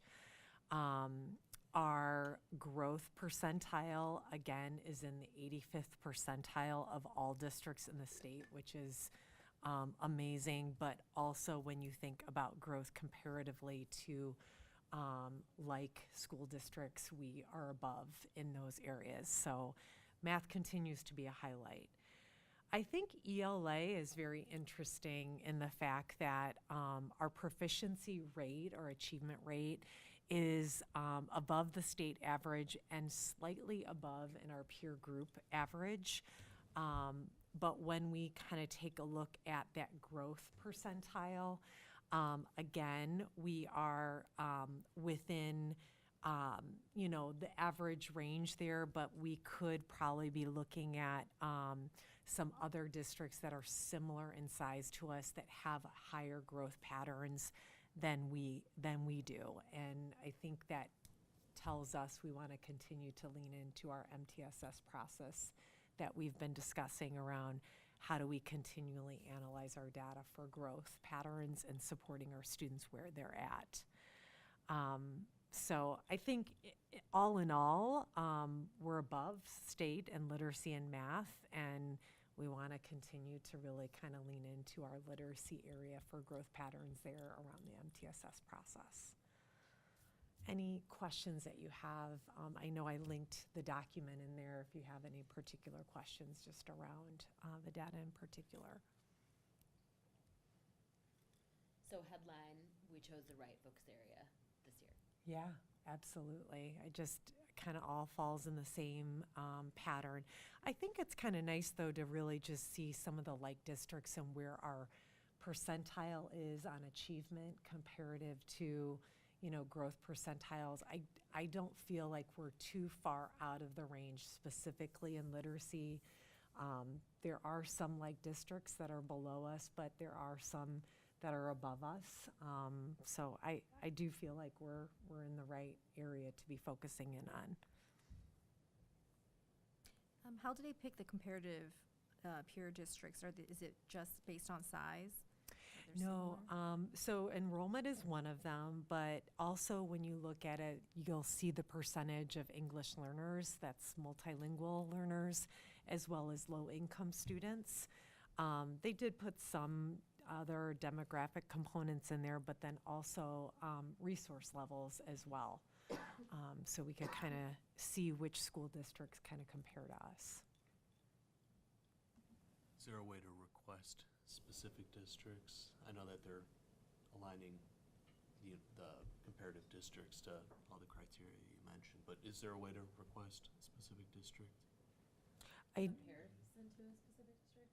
Like you want to see the local ones or something? Yeah, like some of these districts may be outliers. It'd be nice to pull in data from local districts, even if they don't, aren't close to our enrollment size, So like doing like Gower and Downers and things around here? right. I think especially, that's a great point, because I think especially if we look at the school, at the feeder districts to the same schools that our kids will go to high school at, it would be good to know how we're doing compared to kids that will go to DGN, kids that will go to Central and South.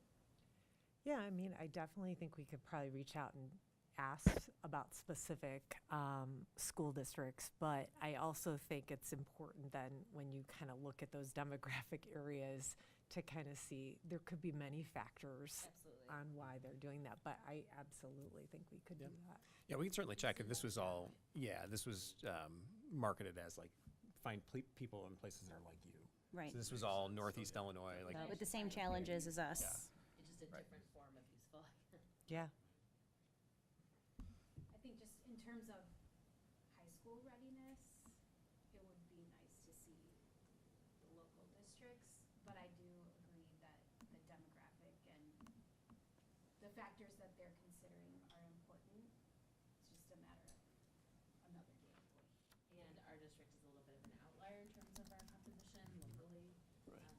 So we're going to have, both in terms of our size and in terms of our population, and so we're gonna have different resources and different results.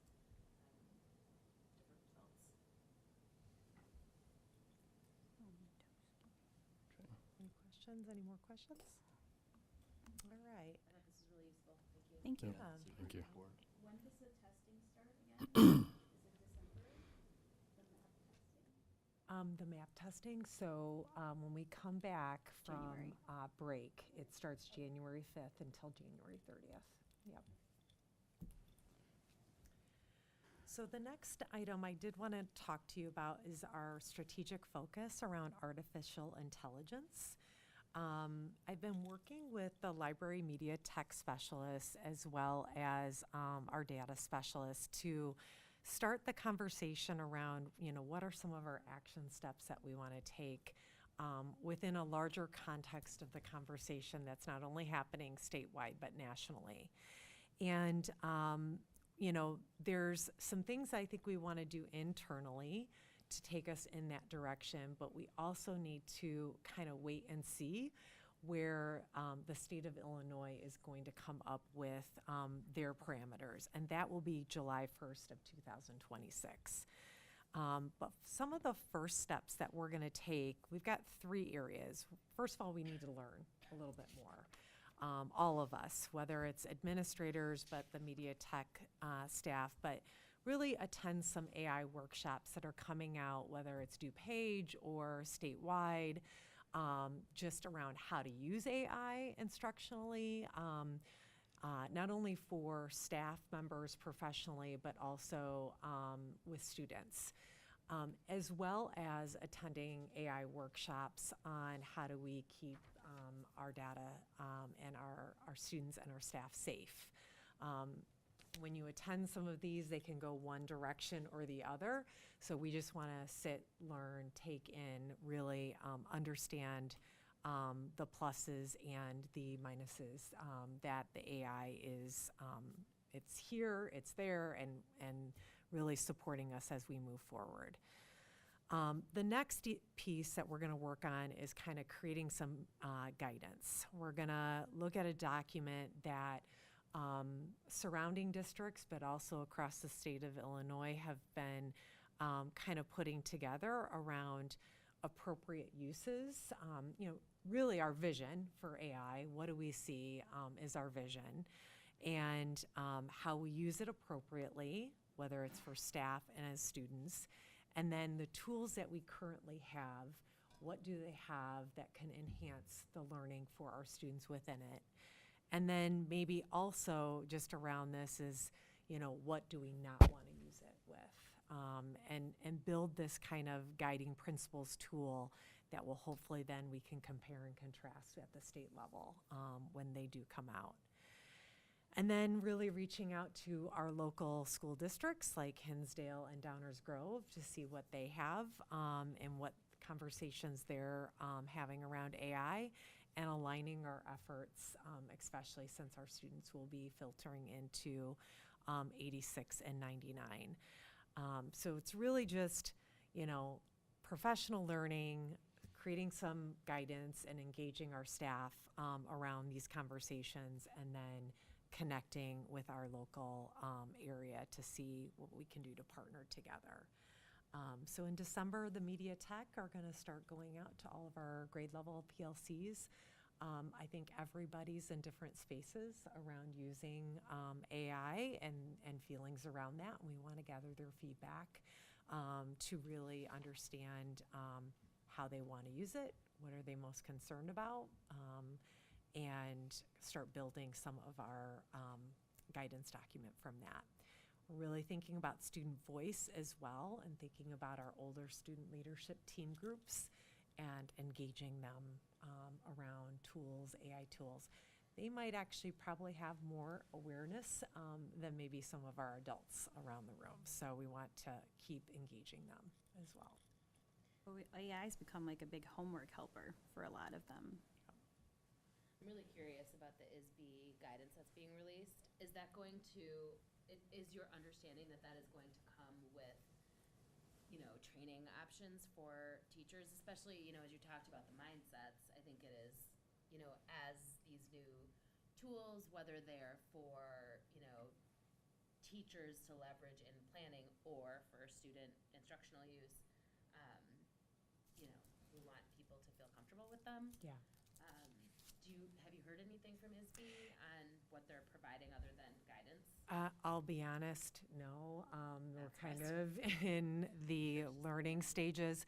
I have looked at other states that have actually started building, they already have guidelines around it. I'm assuming that we will be tapping, the state of Illinois tapping into those other states. And yes, they have provided in other states some professional learning That's good. that's trickled out. So, but yes, this is something I think we're learning. It's new. And we need to get in there and learn from one another about the pros and the cons to it, because it's here, it's been here. And This is gonna be coming our way as well. I imagine very soon we're gonna start seeing some advice on board level policy to add in regards to it as well. Two things. I guess this is a comment, not a question, and it's not really directed at you, but I really hope that ISB is also working with IBAG to connect the dots, because I think it would be great if we were developing sort of a PK to 16 approach, but they live separately, so I kind know. of assuming that they'll be siloed. But I am curious if any of the tech tools that we use now that students have access to on Clever or that we're using instructionally have AI components already, because most ed tech organizations are leveraging AI in various ways, whether they're a chatbot or, sending an AI recap of a student activity or something like that. So are there any Do that we work already with have that AI? already leverage it? absolutely. And I think that's the role of the media tech specialist is digging into all of these Got it. current resources and tools that we have, and what are the benefits to them, what are the downfalls of it, and I just think we want to create a list. And I think that's kind of the starting point for us in using some of the AI tools, especially as the adults, is the ones that we currently have that are approved in our Right. system versus going outside and using something else. I have heard already, just in conversation through our priority standards work, there's, great lesson planning, efficient planning tools through Seesaw, so I think our having these conversations with our staff, we have some guiding questions that we want to go through with them, is just what are they using currently within the systems, and how is it helping them become more efficient? How is it helping them meet the needs of their students in a more direct way, so that they can keep their time and attention focused on the kids and not other pieces. So Triple I has some sessions on that I'm Yeah. going to for sure. yeah, I noticed that too. So So I'm not sure if Sean told you, but the other day, a parent asked their phone about school on Veterans Day, and it said that marker was off. So Which we were not. we are not. So we obviously, luckily we have people in there who knew and they got to share, but it's going to be a challenge for sure, because it's like taking information, it's researching like previous years and sharing information. When was the last time we had off for Veterans Day? We've never had it off in here. Yeah. So, Most places don't, because it's often in the middle of the week. It was Westview not attending is what came up in the article. I think they were Oh. talking about, because we were at the time an election site. So remember that Oh, yeah. they weren't It's here. It's not the same day as Right. Veterans Day, but that's the point. AI hallucinates sometimes, and Yeah. you have to go to a primary source. And so I think I'm sorry, not election day. that's a good lesson for kids, not election days? creating, not assuming, Yeah. leveraging it to research, but not to, Yes. create your own Gosh, that's hilarious. Yep. material in it. So and always doing Lots to come. cross-checks, right? lots to come. And then the last piece is accelerated math. I wanted to just provide an update to the board, and again, we make this an approval every year, and it'll be a nice cycle as we go through to keep refining and improving our processes. But I met in October with each accelerated math committee group, 6th through 8th, 3rd through 5th, and then our second moving into 3rd. And just reflecting on our process from last year and the improvements that we made this year. And I do think it's worthy to note that the teachers really provided a lot of positive feedback, the accelerated math teachers, regarding the current year's placement, noting that the students participating in the program are demonstrating strong academic and developmental fit. So I feel like we've made some nice improvements in that area. One thing in particular that was noted is the 2nd to 3rd grade students. that received that summer learning opportunity, as well as the other students. But it was a big jump. I think that's the first part of students making that acceleration and beginning in the fourth grade math with confidence and readiness. So we want to continue to do what we're doing in the summertime, having some of those check-ins with our teachers, as well as being on IXL to support the students within that. We even talked about the importance of having the actual teacher that they're teaching to get them ready, because I think that was a big shift for them to be able to know their teacher in the summertime to get them started. And then really these were some of the shifts and changes that were made. We have a great opportunity this year to do this sooner rather than later for staffing purposes and everything. We're going to use the winter map scores for our placement process.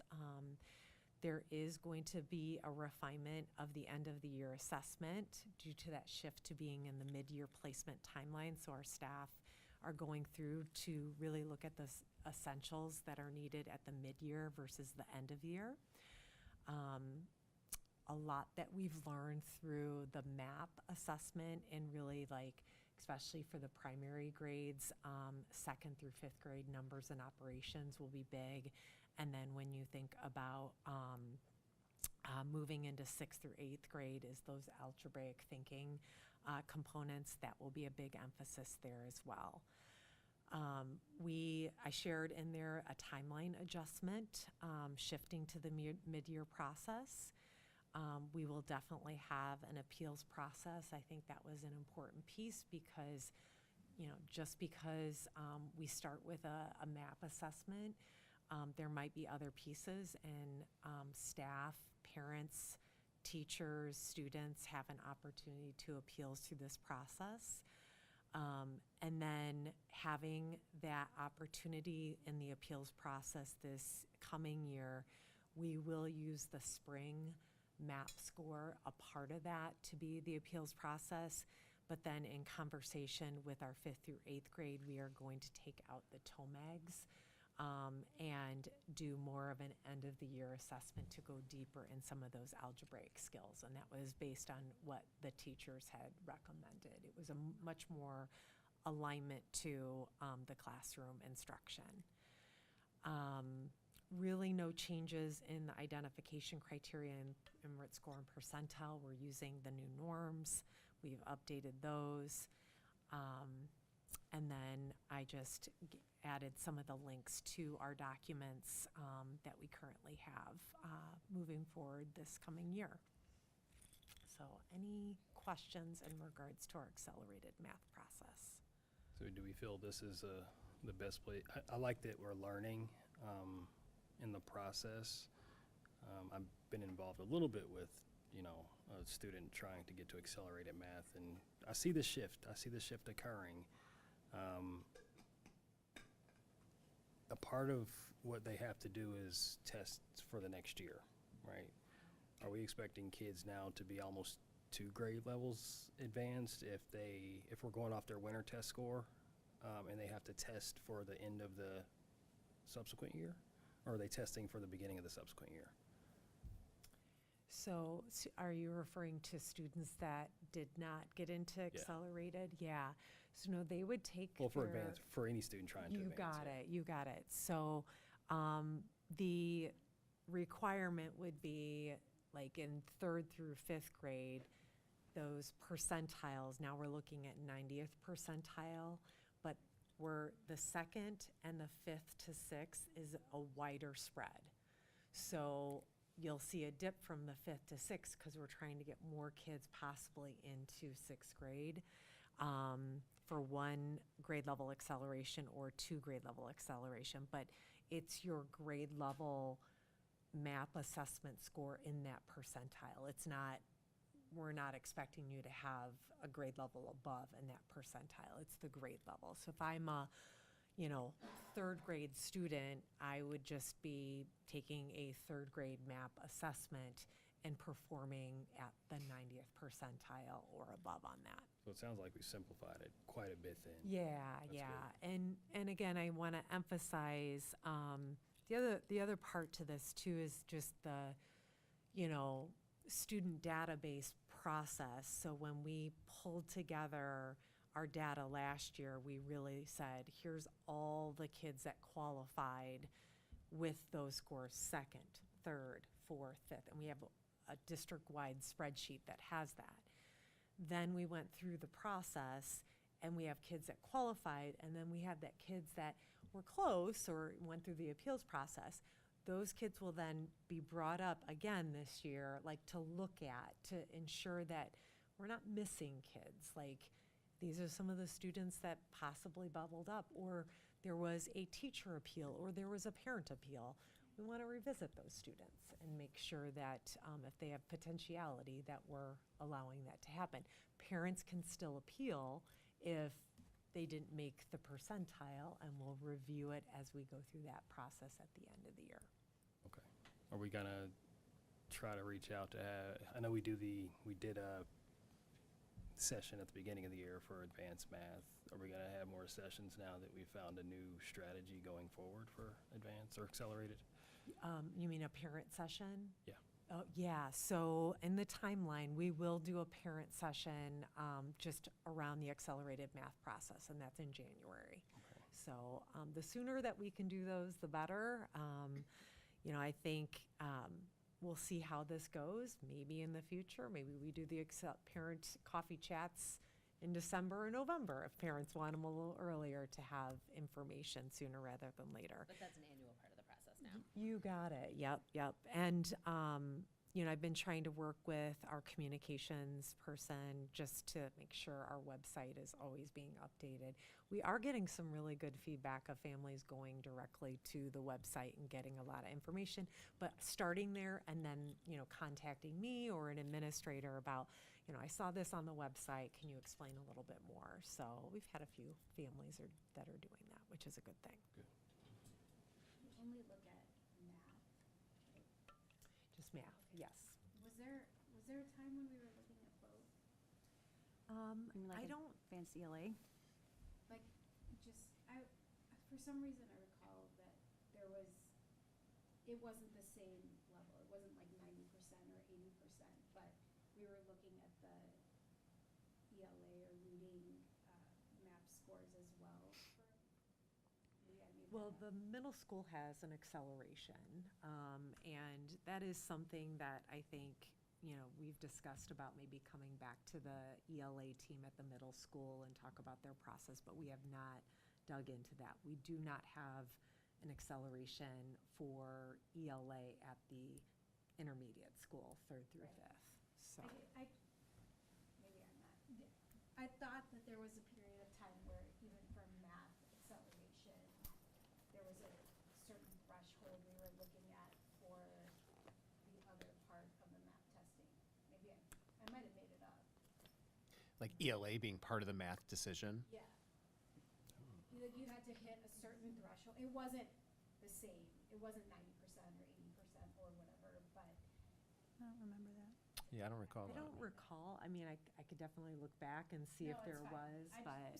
Was that for the youngest kids? Because you'd have to be able to be a good reader to Maybe. perform math problems. maybe so. I don't know. I might have made it up, like I said. I just thought that I recall that being one of the criteria, that you had to have a certain level in ELA too. But it's good stuff. Yeah, this is a really great example of listening to multiple stakeholders and developing a process that works best for kids. So, I love it. I would love to hear a little bit about how the high school level math is going in-house. How is that? Is that going smoothly? By our accounts, yes. Yeah. So we can dig a little deeper on that. I was just curious, just high level. Yeah, well, Did it change this year, or was it change back? it changed back, yeah, depending on the numbers. And eventually it will go back to the high school because the enrollment will be lower. It's just not economically feasible. Not every year, but we're just in a bubble for this year and next year as well. Yeah. We'll be able to teach it in-house. Yep. After that, it gets we'll have to really examine that. Because you won't have enough for a full class. Correct. Is And the transportation BGM gonna? students are still going to It was only the 86 ones that stayed home. Yeah, the transportation won't be a problem. It all depends on whether the kids can attend Central or South, because everyone can get to a bus that'll take you to Central, and if that's not feasible, we have to all meet here and then head over, so there's just extra costs involved then. Okay, any more questions for Dr. Amo? I have a question that wasn't on your report, but I asked Dr. Nugent, and now I have to Yeah, absolutely. I was just curious, we had referenced in a prior board meeting the really large kindergarten dual class. And I just saw it on the enrollment, it popped for me on the enrollment report again, and so I was just curious how that really large class is going. Yeah. I'm going to reiterate again, we, obviously we have an amazing teacher at the kindergarten dual language classroom. We have a great assistant. Every time I've been in there or an administrator has been in there, the structures are really sound. Kids are learning, groups are going. Our multilingual specialists, we meet with Mrs. K monthly just to talk about curriculum, how things are going within the classroom. She problem solves with us. I feel like she's keeping us kind of in the loop on those pieces. As far as I know we've had a posting out there for the Yeah. classroom. There has been no applications for So that hard when position. school year starts, It is, especially for and that role. and we've talked about this, it is a very hard to fill position. Will we be able to keep opening this up at every grade level, you think? I think, I would like to bring to the board in December just kind of a little historical around dual and some of the things that are going really well, but some of the challenges. And then I think as we kind of move forward, just, how do we not get into the situation that we did get into at the start of the year? But like I said, I think our students are doing really well in that classroom, and it's due to a highly qualified staff member and assistant as well as our multilingual specialists working very closely with them. They're working together as a tight team, planning and talking about what do we need for whole group instruction, what do we need for small group instruction, whether it's math or whether it's literacy, and who can do what, and how do we structure that time. And it's just been, they've worked so well together within that, so. That's awesome.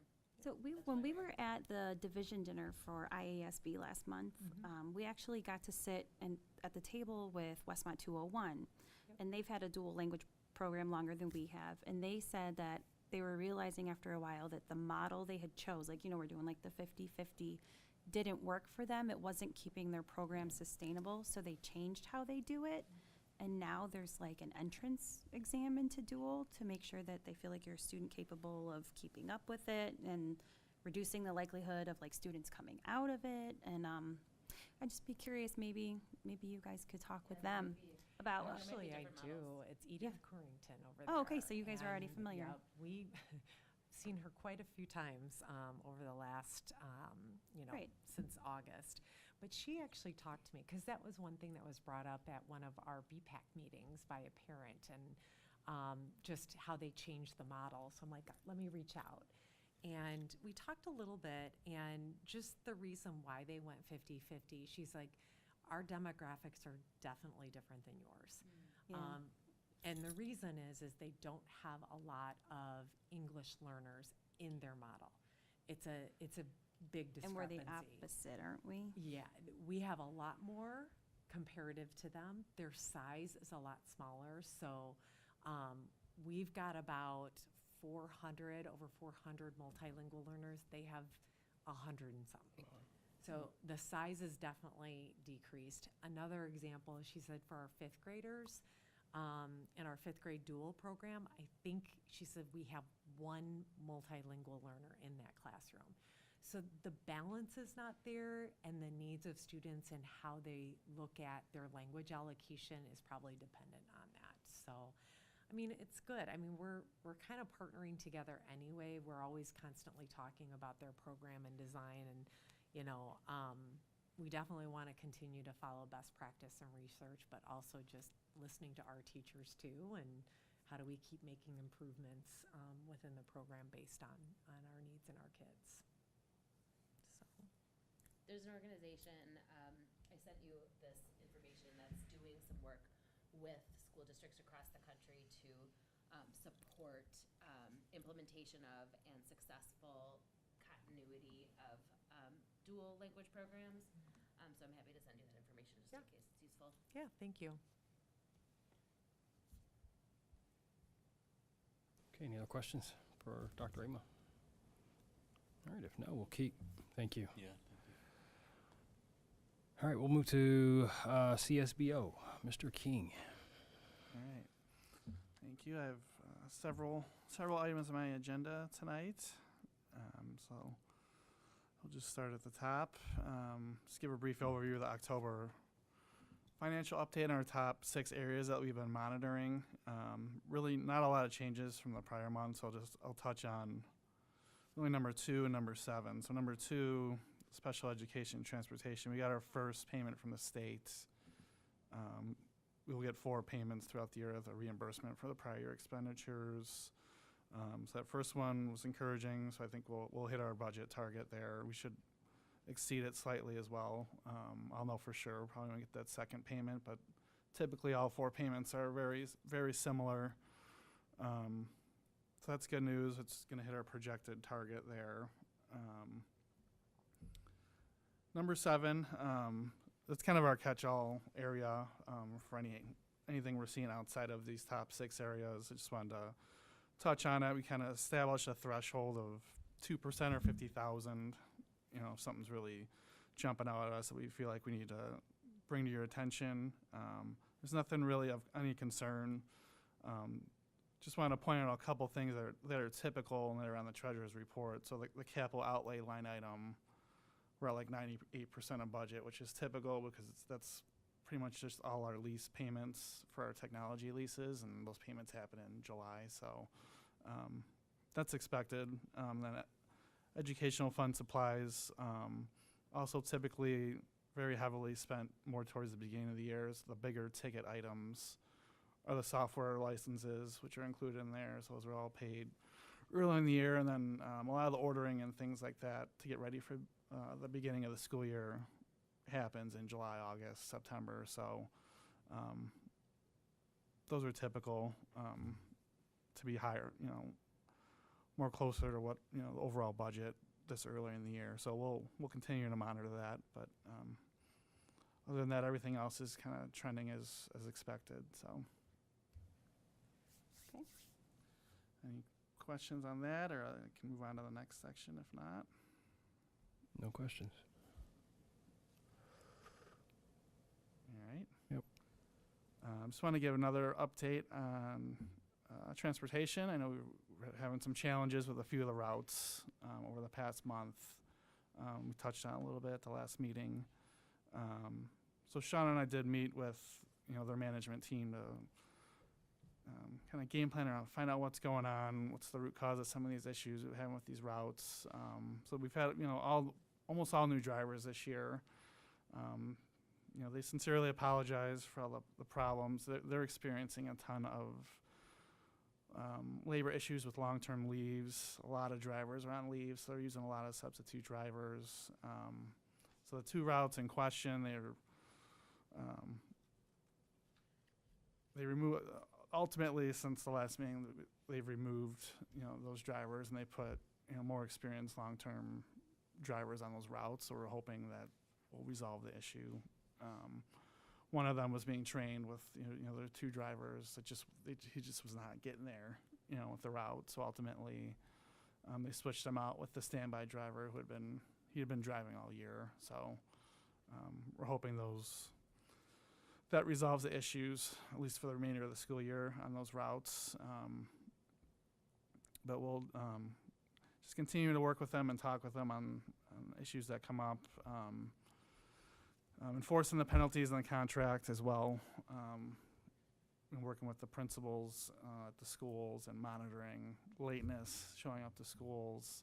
There's frequent requests for cameras, footage, if there's student behavior issues we need to look at. So those aren't working and we're not getting those timely, we have penalties built into the contract for that as well. So we've so far recovered about $11,000. There'll be more in the next month as well. But Thank you for the update, Patrick. And I'm glad to hear that there are stronger, more experienced permanent drivers attached to those two routes. I don't think that we can assume that we'll not have any substitute drivers this rest of this year. Did they, you both met with them, did they talk at all about having a stronger plan or protocol for when there's a substitute driver? Because I think that is going to happen during flu season and all the things. I don't think we can expect to go through the year with no absences. yeah, I mean, I think a lot of the conversation revolved on communicating this if there's, a long-term driver and what their plan is. And 'cause sometimes we get drivers showing up, we don't know who they are. They're new, the kids don't know who they are. So we talked a little bit about letting us know, in advance if there's gonna be a long-term sub on a route and But I'm things not like even just that. talking And about a long-term sub, even like a one-day sub, which can Yeah. cause major disruptions and, cause safety issues. I mean, this is like transporting little tiny kids. So I Yeah, we talked about the need for more frequent practice runs. Yes, Through our district is somewhat unique in that we do have a lot of twists and turns. dead ends, streets that don't go through, and one wrong turn can throw them off on that.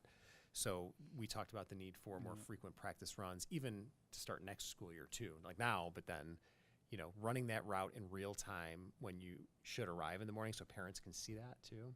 So even for somebody, do they have sort of a? They have like a cadre pool of That's what I was about folks, to ask. and so People that are that like group is gonna. substitute drivers. Yeah, they do have a permanent pool of substitutes. And so that group has to just become a little more familiar with the district. yeah, they did say they'll try and use people who've been on our routes before if these situations arise, because that's right. Yeah, the logistics are a little unique with our district, with the turns and things. Well, and It's just do we interesting to have- hear from their perspective. Do we have some routes that are more complicated than others? Because it, I don't know if I'd say they're more complicated. They're the thing that it's all so schedule dependent that every little thing throws off the whole day when you're throws off all the stacked, schools. right? When you've got 3 schools stacked with each other. So I don't know that they're complicated, but there are some. The buses that go towards Hinsdale Central and that apartment complex just to the west of there, if you're coming all the way over to here and you're stuck on 55th, I mean, there could be some challenges with that, but it's more just becoming familiar with the district and having that and pool they've become. assured you that their cadre is. They're running more practice runs as they're able to if they're not substitute driving, but they've recognized that that's an issue, and it sounded like a out of the norm amount of people on leave. Yeah, he said over like One of the bus over routes 40 or has something 7 like that. drivers. My kids counted. So, but it seems like we are on bus route 4, Mhm. which was the one that was having a ton of issues. That one day where bus 5 didn't show up, notwithstanding, but it seems like things have gotten better over the last few weeks. It's good to hear. It's But been quiet on my end, yeah, too. Yeah. But it's good to see that they are. Yeah, they're After your aware. meeting, it seems they really turn things around, or at least are trying a lot harder, and the communication is a lot better. Yeah, it's just that it's going to be the labor market It's there really is tricky for them, and then you've got the added, like we're talking about a nurse getting a certification. It's a So process hard. to get your bus license. So And that's why I asked about the subs, and, the ability to have a tight process, and protocols in place, because, I think that's where things kind of fell down. So, I do think we need to be somewhat understanding that they're challenged by the same labor market that we're challenged with. But, they also need to uphold their contract with us. Right. Yeah, I think one of the things we talked about too was one of my thoughts is our triple tier system maybe not as advantageous, or people don't maybe want to drive that because you have to work the full amount of time. where in some other districts, you don't have to work, you're not on the bus as long as you are You're with driving us. one route and Correct. done. So they've assured us that the bidding, like, people were bidding on our routes over the summer Do to you get take it. compensated appropriately? Like, is it? There's a minimum day that the drivers have, and so our route will meet that day requirement for them. If they don't, they're expected to pick up extra duty routes, field trips, things like that. I see. So our people don't do that. They run our stuff and that's it. But That sounds like it is advantageous. That's what I was thinking. well, we wonder because, are we really forcing people to do the extra routes, or are they just collecting that money and not having to work, 4 hours on a 5-hour day? It isn't advantageous for us because we end up having problems when one bus stacks. Right. Um, So they've assured us people wanted it. People wanted our routes over the summer. They go through like a competitive process to, bid on those. So people wanted it. all right. So we'll keep monitoring. Patrick's going to stay on top of Good it, for now. Thank you and for the update. we'll enforce the contract. I'm curious if you plan on sharing this update with parents, because I know the parents of the defective routes were very vocal about this, but I'm on one of the routes and we haven't heard anything until I read this. So I think parents would appreciate a quick update that, the school has done and what we think is happening now with these permanent drivers. They would really appreciate that. Okay, yeah. Yeah, Like we outside of our board briefs? We sent a message to bus 4 for sure. You got a message? Bus 4. But the Bus initial 4, plan there was, You guys got we a could message? probably send another update that newer drivers Mm-hmm. not coming back, and they're gonna keep the permanent standby. So the initial plan there was, training for a few weeks, and then eventually they'd switch roles, and then, that was about a week ago, where they kind of informed me that we're just gonna go with the experienced guy, and the new guy's going to another district, so we can send another update on that. That would be great. Thank you. Any more transportation questions? All right, what's next? Next on the agenda is school maintenance grant application. So this is a state grant we do annually. They make it available in late fall. It requires board approval. It's a matching grant, so up to $50,000. So spend $100,000 to get $50,000. It's a 50% matching grant. So we've identified the specific projects here that, smaller projects that we can fund with this grant.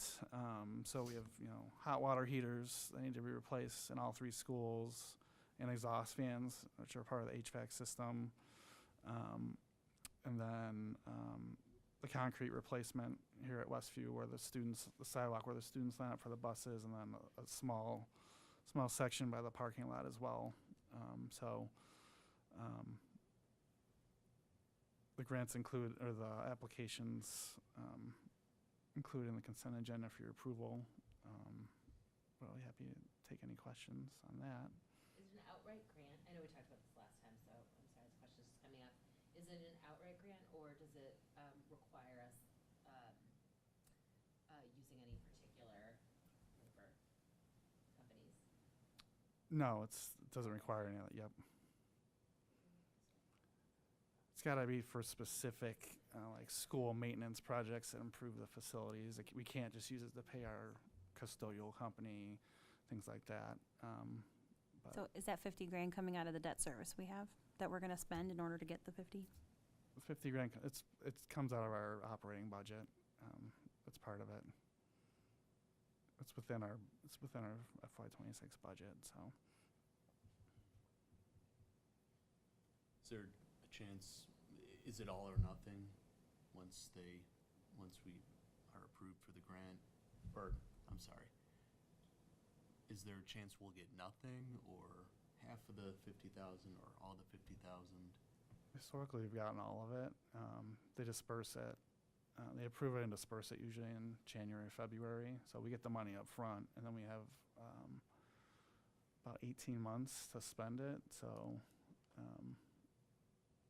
but yeah, they did. I mean, on the website, it said they appropriated $40 million, statewide, for whoever applies for this. I know in years past it was 48, so I want to get this in. But it's never been an issue. We've always gotten all of it, so. If we You didn't, never we're know still with the doing state, this I work. guess I would Same. say, but Okay. Still needs to be if done. we we'd evaluate the projects, and we're not committed to any of these projects until the grant's approved, so we'd reevaluate it if, yes. It would just be helpful. Okay. Next on the agenda, proposed school fees. So this is just, a preview of school fees. There's nothing up for approval tonight. This is just a preview for what we're proposing for school fees for school year 2027. I linked in, there's a detailed list of various school fees. So the main registration fee we increased last year, so we're not proposing another increase this year. We're keeping that flat. Historically, we've increased certain fees about every 3 years to keep up with inflation, labor costs. So we're proposing $5 increases to the band, athletic, some club fees, and the tuition for pre-K and early childhood programs. And some of the other fees are for the, like PE uniform purchases and promotional materials. So some of those increases are aligning with what we're paying vendors for those costs, so we're not losing money on some of these items. And those fees are added to the students' accounts, as needed. And the transportation fee, we have annual increases with first student, so we're just proposing $5 increases per rider to keep up with the contract increases. Next year's contract increase is 4.5%. These $5 increases will be about 2%, so not one for one, but just want to keep pace with those increases. There's no increase for students qualifying for free lunch. That fee will stay at $65, so there wouldn't be any increase for those families. TBD on our hot lunch and breakfast. Yeah, We're that'll not talking happen about those fees yet. That happens in the spring. The USDA comes out with this paid lunch equity calculation. We're kind of required to go through this calculation to determine how much we need to raise fees. So the federal food program isn't subsidizing the paid students. So that doesn't come out till usually March, April. Last year they were really late with it, but that's TBD. That's typical. So this is the. But any you feedback? Do a preview or- in 1 month and action the next. So this is time for board input, and we've made changes in the past. So happy to hear what you're thinking. So I know I brought this up. Can we switch to not doing, can we increase the registration a little bit instead of increasing the busing cost? Just, I understand that it's different and we're trying to make the transportation kind of its own thing. Just with the optics, frankly, with how busing has gone in some regards this year, I feel like increasing the rate for bus riders is not gonna go well. What's the percentage of families that participate in busing? I want to say we have like 700 students roughly. So about half the district. So it's not all families. Right. You're passing off transportation costs to all families. We're not raising fees on the highest needs families either. So those that qualify for the free lunch, there's no increase for them. But- So, That's the risk of it. But we can Anything's possible. do so whatever, yeah. I mean, Yeah. so, and even with this increase to the transportation fee, it still only covers 30% of what it costs us to transport that child, which we legally, and The this, state gives us like nothing. They give the us state like gives us like a $5,000 couple a year. thousand, right? And we don't have to provide it at all. Correct. We're not required to, No, yeah. I think $5 is pretty minimal, given the size of that fee to begin with. You know, it could have been a much bigger increase. Costs are rising across the board. I don't want our families to be harmed by rising costs. These are, I guess I came in with minimal questions because they felt like a small increase during a time of like big cost increases to the district. But I hear you. I think it's been difficult. It is tough, because we have had a rocky year. It's been Well, rocky. Combined with the fact that a couple of years ago, we switched from our own buses to an external system, and that kind of went over poorly in the district. I mean, this is not a hill I'm dying on, because it's $5, to your point, but it just feels like not a great time, and most people probably won't even notice because it's $5 for the whole year. I just think it's, Maybe we could do a better job of communicating. I mean, it sounds like we are doing a good job of communicating some of the issues, but it sounds like it's being corrected. And maybe if we communicate that we are only being reimbursed at 30%. I mean, how do you run a balanced budget if you're not covering your costs? So I just think it's really important for people to understand we're doing the best we can and we're giving the best deal we can. I But agree. I don't know that the communication that you asked for, Jenny, I don't know that that should be just to bus 4 or bus 5 riders. I think that we need to be having a really strong, because to you know, you mentioned the moment that we outsourced, I will stand behind that decision.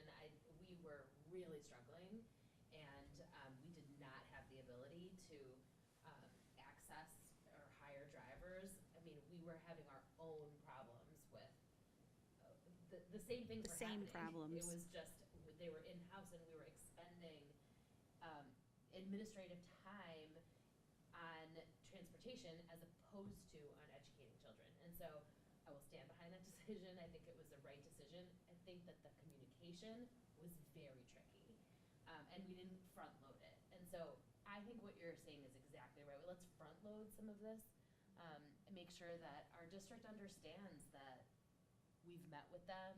We're, attempting to come to strong resolutions. There's new permanent drivers in place. There's a new plan for subs. That was really helpful for me to hear. they're being penalized. They're being penalized, and also across the board, our fees are only covering 30% of our costs. And it was like that when we ran our own service too. No, Yeah. I know that. Right. But I'm saying, like, most of our district doesn't know that. Right. You have to really pay attention to know that. Nor do they know that we don't have to provide a bus at all because of the That is unique surprising to circumstances of people, our yeah. district. We don't have to give anything. And that's quite a Don't. few districts around us are like that. absentee rate would really skyrocket. Many don't. I know, it's just why we fight to do it, and I know. we do put out 70% of it. It would, I mean, we know that it would really hurt families, and it would make transportation really difficult. So I think financially, this is barely cutting it, you know?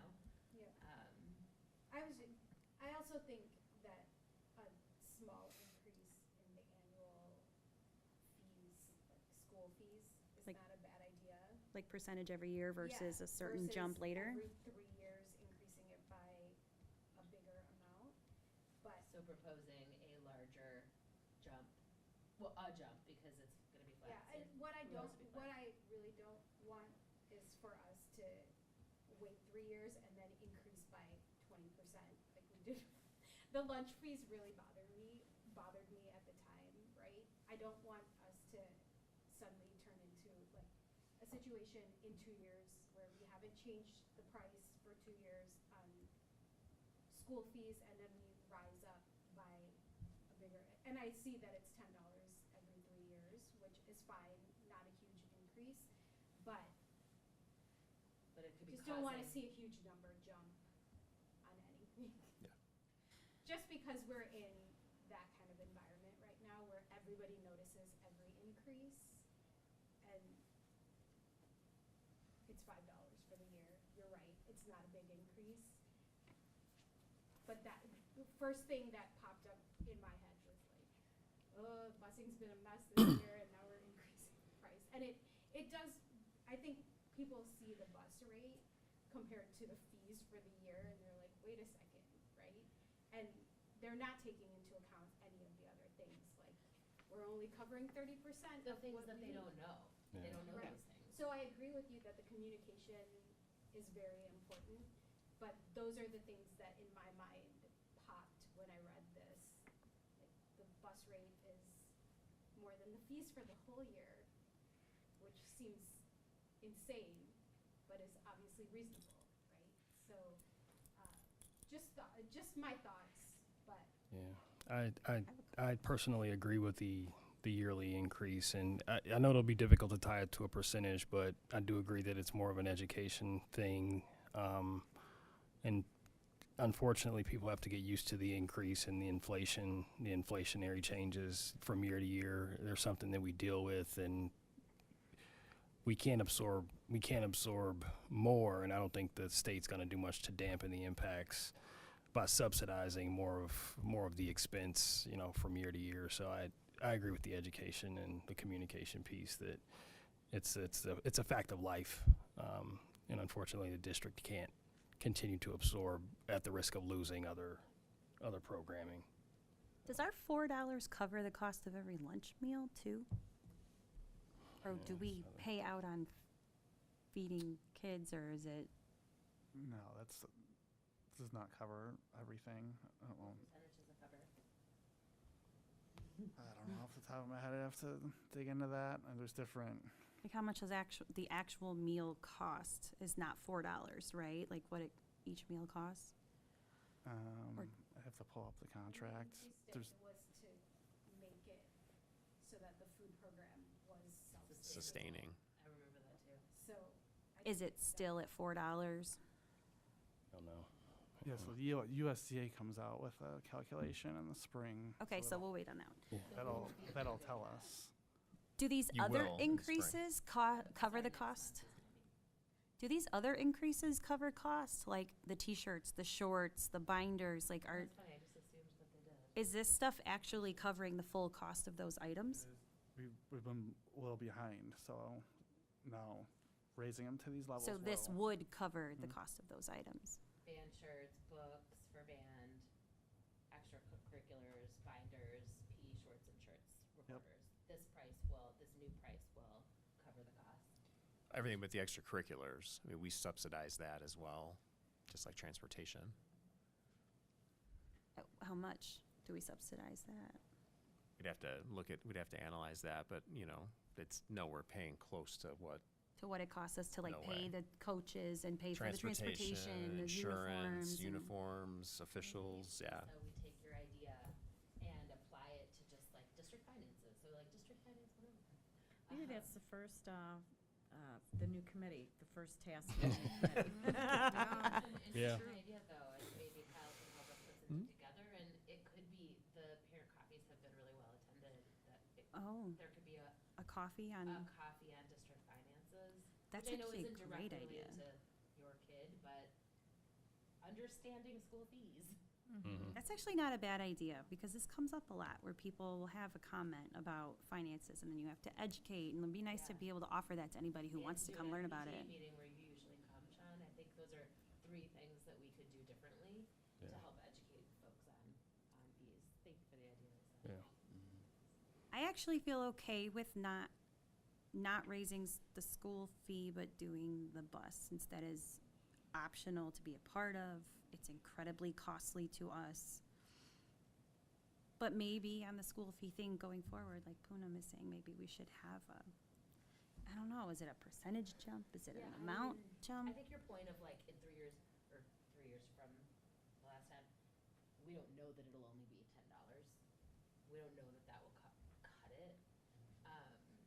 So what feels comfortable? I was comfortable with leaving it flat, but increasing it by $5 in order to spread that out a little bit could make sense too. Yeah, I think the bigger thing is whether or not to just get into an annual increase. It sounds like is that the consensus we're kind of hearing there is annual cost of living, CPI related, something that's in line with. Feels Yes. right. Yeah. And we still have a few waivers for our families Correct. that qualify, so this is really about And that's increasing, every year, the percentage, so what's families. The amount of families in that We're very category close to has also 50%. gone up, so the ones not contributing to the full fee. So, the bus, I take back my comment. Let it go No, up, don't take it. that's Wait, fine. what comment were you taking? The bus fee at $275 is fine. I would say, in addition, that instead of waiting 3 years and reassessing, that we do a smaller increase on an annual basis on the school fees, just so that we don't run into, inflation is really bad, and everything has to go up by a bigger amount that is a little bit more sticker shock. I think $5 a year. Or the CPI. Yeah, Or we can figure 3%, something out for that. Or whatever it is, fine. Yep. A round number probably looks better, which is why I said $5, but neither here nor there. I would say, instead of waiting 3 years, we just increase it a little bit every year according to whatever calculation makes Said sense. CPI, right? That's kind of what our benchmark is for a lot of things, because that's how our revenue is I tied. mean, I feel like that would make sense. It's a clear measure of, it's a clear measure The economy. increase. All right, we'll put our heads together on that. What do school fees look like in the other districts around? Like, have you ever looked? I have no idea. I have not We did recently. a comparison did a that long while time ago, and, Yeah. and we were lower Yeah. than other schools. Someone had The said that last to time I me. remember that was a long time ago. Yeah. It could be useful to do another one, just to see and to be able to share that too in our communication plan. Someone had said to me that that they're at high school, you don't pay for the bus. But then I was looking at their school fee and I'm like, it's huge. That's probably where they're paying from it. It's absorbed in your school fee, is what I'm assuming. Could be. So it's not free. And our high schools might be obligated to transport students. Probably there's not many Potentially, yeah. many districts like us, right, that don't Would we have have to transport Gulfview Hills because it's over a dangerous roadway? I feel like that. The that we hazard would routes? have to, a hazardous route. I feel like we would have to bus, but that's the only segment. Every other, well, Well, we have multiple hazard routes. 63rd and Cass were both counted as hazard routes. I could be, would have to double check that, but my understanding is we are not obligated to even do that. at all. Mm-mm. Okay. We aren't. I looked it up. Only certain types of districts, yeah. Consolidated. Consolidated districts. But we are just not that's- putting on the table eliminating. No. busing. No, That's no, not no, what's no. happening here. No, no. We are also very fortunate that we don't have any other private schools within our boundaries that would require busing because we would be required to bus them as well. That's true. So it sounds like We'll work on some kind of we'll figure out an increase and we'll get into the habit. We'll adjust that for December. Okay. And you'll start to work on some sort of comparison to. Yeah, we can come up with something on that. Yeah, I can, That'd be easy. just like the feeder districts and districts around here, probably. Yeah, we'll do the 8699 network. And John, are you It's gonna pretty own a easy. communications plan then too? Do you need help with that? We'll get something started. We'll kind of circulate a draft and see what people think. Okay, because we can talk about it in our first committee meeting. Yeah. Yes. Would you want a board member or two present at a financial coffee? That's a good idea. Since Sure. it's something we own and decide and Yeah, as long as there's 2 or less. Yep. We're good. We're committed. Even if some are parents. I mean, in terms of the presentation side or the, public facing side of that. Just some people might attend them as parents. You have to not say anything, right? Just too good to hear you. you All can right. watch from home. All right. I'm not a parent. All right, to keep it moving. Any more questions on that topic? Make a quick one. Okay, go ahead. We brought up the recorder's P-short shirts and binders. Those have a few bigger increases there. The binders and the shirts. I think it's awesome, or it makes sense that the entire cost is covered. My question is, do we look for different vendors with lower costs for some of these shorts, t-shirts, especially these binders? What are we doing to make sure that the costs are low, but the quality is still there? Yeah, the schools, like the binders are just for like the replacement binders if they lose them, I think, or damage them. So We provide that up we front. provide the other ones up front. Gotcha. Um, Yep. Friday is anything but a binder day. But yeah, they Kids go wear home Off through topic, stretching. off topic. normal vetting and procurement process. So Okay. you So know, there is a the staff at process. Westview kind of takes the lead on looking at different vendors on that, and then Great. goes up the chain Awesome. through the approval process there. So And then what is promotion materials? It's 40 that's bucks. the Cap and gown. graduation. Cap and gown. Okay. Rental of the high school flowers program. Okay. Yeah, I think we have to pay for the supervision and security at the school. Who is that going? assessed just for 8th graders? Yes. Okay. Do we know who's going to that this year from the board? Open to anyone. Yeah, Yeah. everyone can We got that. participate. I don't remember. Is that something someone signed up for already? Nope. I know. All right. All right, next topic. Weird. Patrick, you're still going, I think. Oh, it's another preview. So I'm working with PMA, Tammy from PMA, now they're now referred to as PTMA. They merged with another firm. You may be familiar with Tammy. She came out, did our bond issue last year, and she's come out several times to the board and spoken. So I'm working with her on we've been looking at our fund balance and our debt service fund. So the debt service fund, the county just levies the tax to pay for what we owe on our principal and interest on our outstanding bonds. That fund accumulates like bank and investment interest, small amounts each year. So I was looking at that with her, how we can access those funds into our operating funds, and How so much of it? she's gonna come out and present. Still working on the final amount, but it's significant, several $100,000. So really? it's kind of an extensive process, which requires some board resolutions over several meetings, and how to access that and get those legally moved over to operating funds. But it seems definitely worth pursuing this. So she'll get into the technical aspects of that at the next meeting. But I just wanted to give a heads up on that. I'm assuming there's some fee involved. Yeah, the fee would be less than 10,000. Would it come out of that excess? Yeah, so it comes out of issuing the transfer essentially. So it's called a working cash bond. Like, she'll get into the technical details. So there's no additional cost to taxpayers or anything like that. Essentially, it's just at the end of the day, it's moving the funds, but there's some more legal steps to that since it's the debt service fund. So she'll kind of talk through all that. But it seems like a good option worth pursuing. Is it possible to get some materials for her presentation ahead of time? Yeah, for sure. Yep. Great. I've talked to her about that. So she'll put some slides together and she'll come out in person. Awesome. But we'll have a chance to review that when that board Yeah, happens. for sure.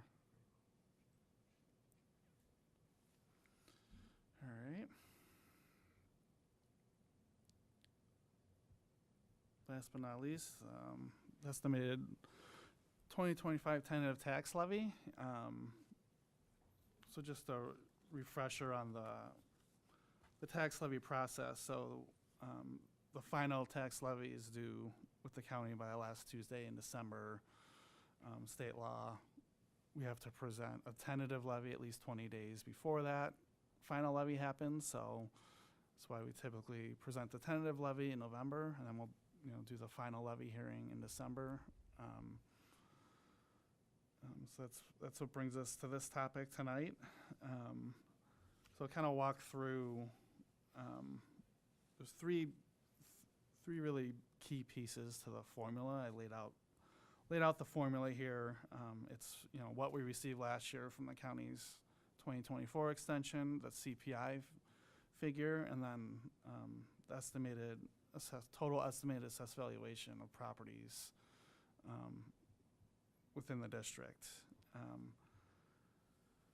So the property tax cap law allows us to capture CPI from the prior year December. So the Department of Labor issues the CPI number monthly. So the increase we're allowed is the December 2024 CPI number that the Department of Labor issued.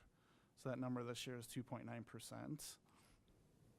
Historically, when the cap law came out in the early 90s, the historical average is about 2.5%.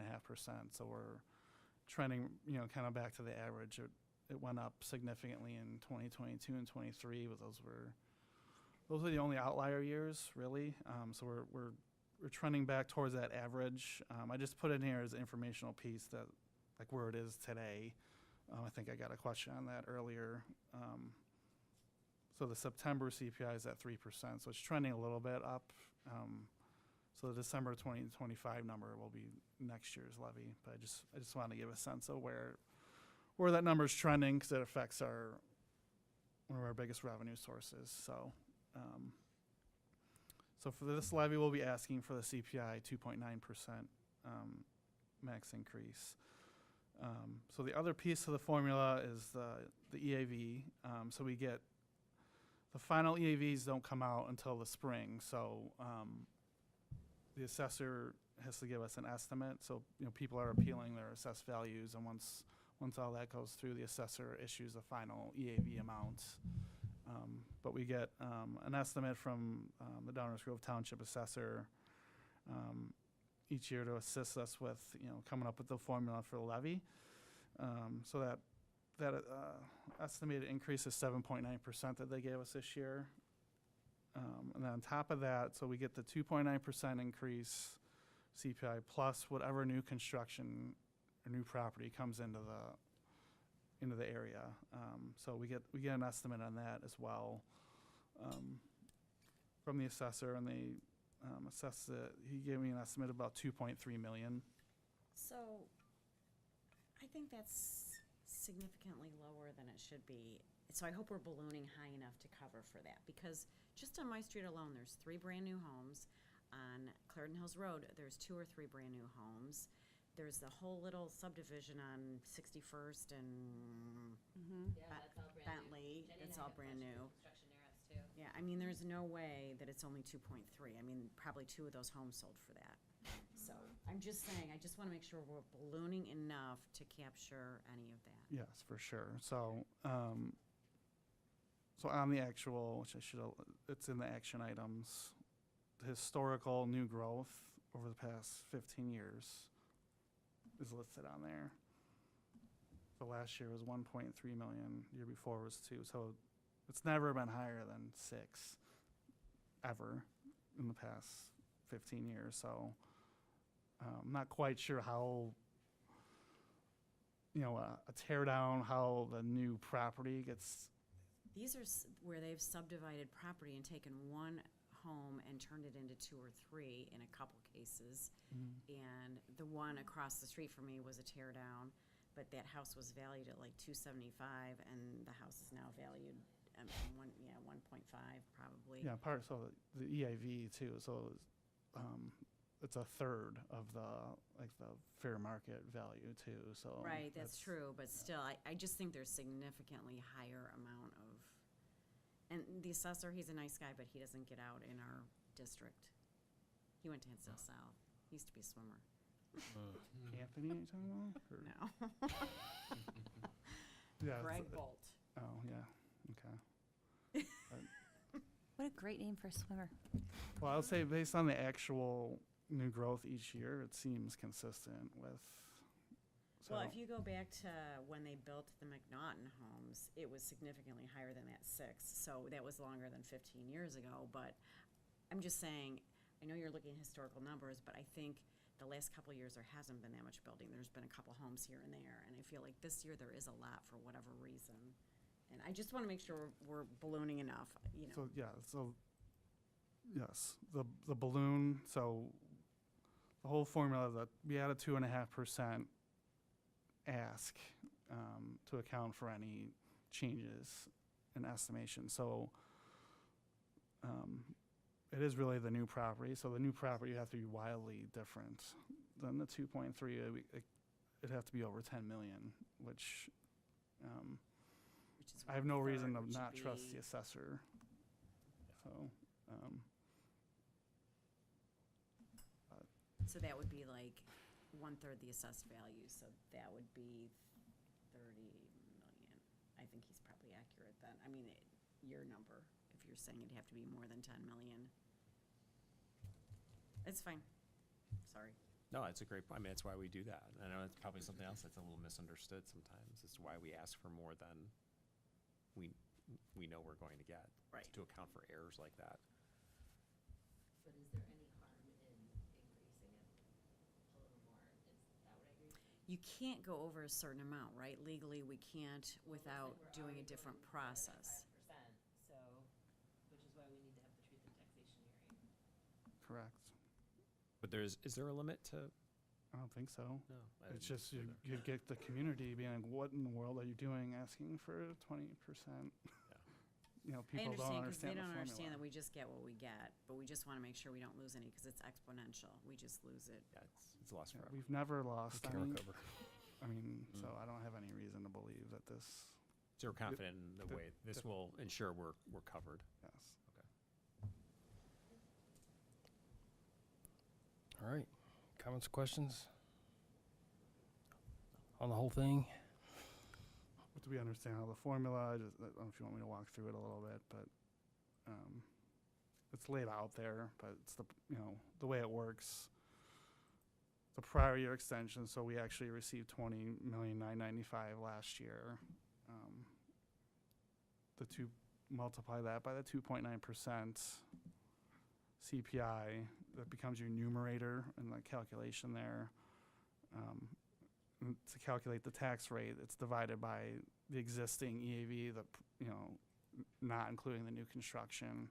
So that's your tax rate. So if their estimate's wrong on that part of it, it doesn't make any difference. We're a tax cap county, the rate just is inverse to the EAV. So the main point in the calculation is the new construction. So that rate gets multiplied by the total EAV, which includes the new construction. So that's the estimated extension, which we've always been very close on every year. So we add this 2.5% amount. So the overall will ask for over 5%.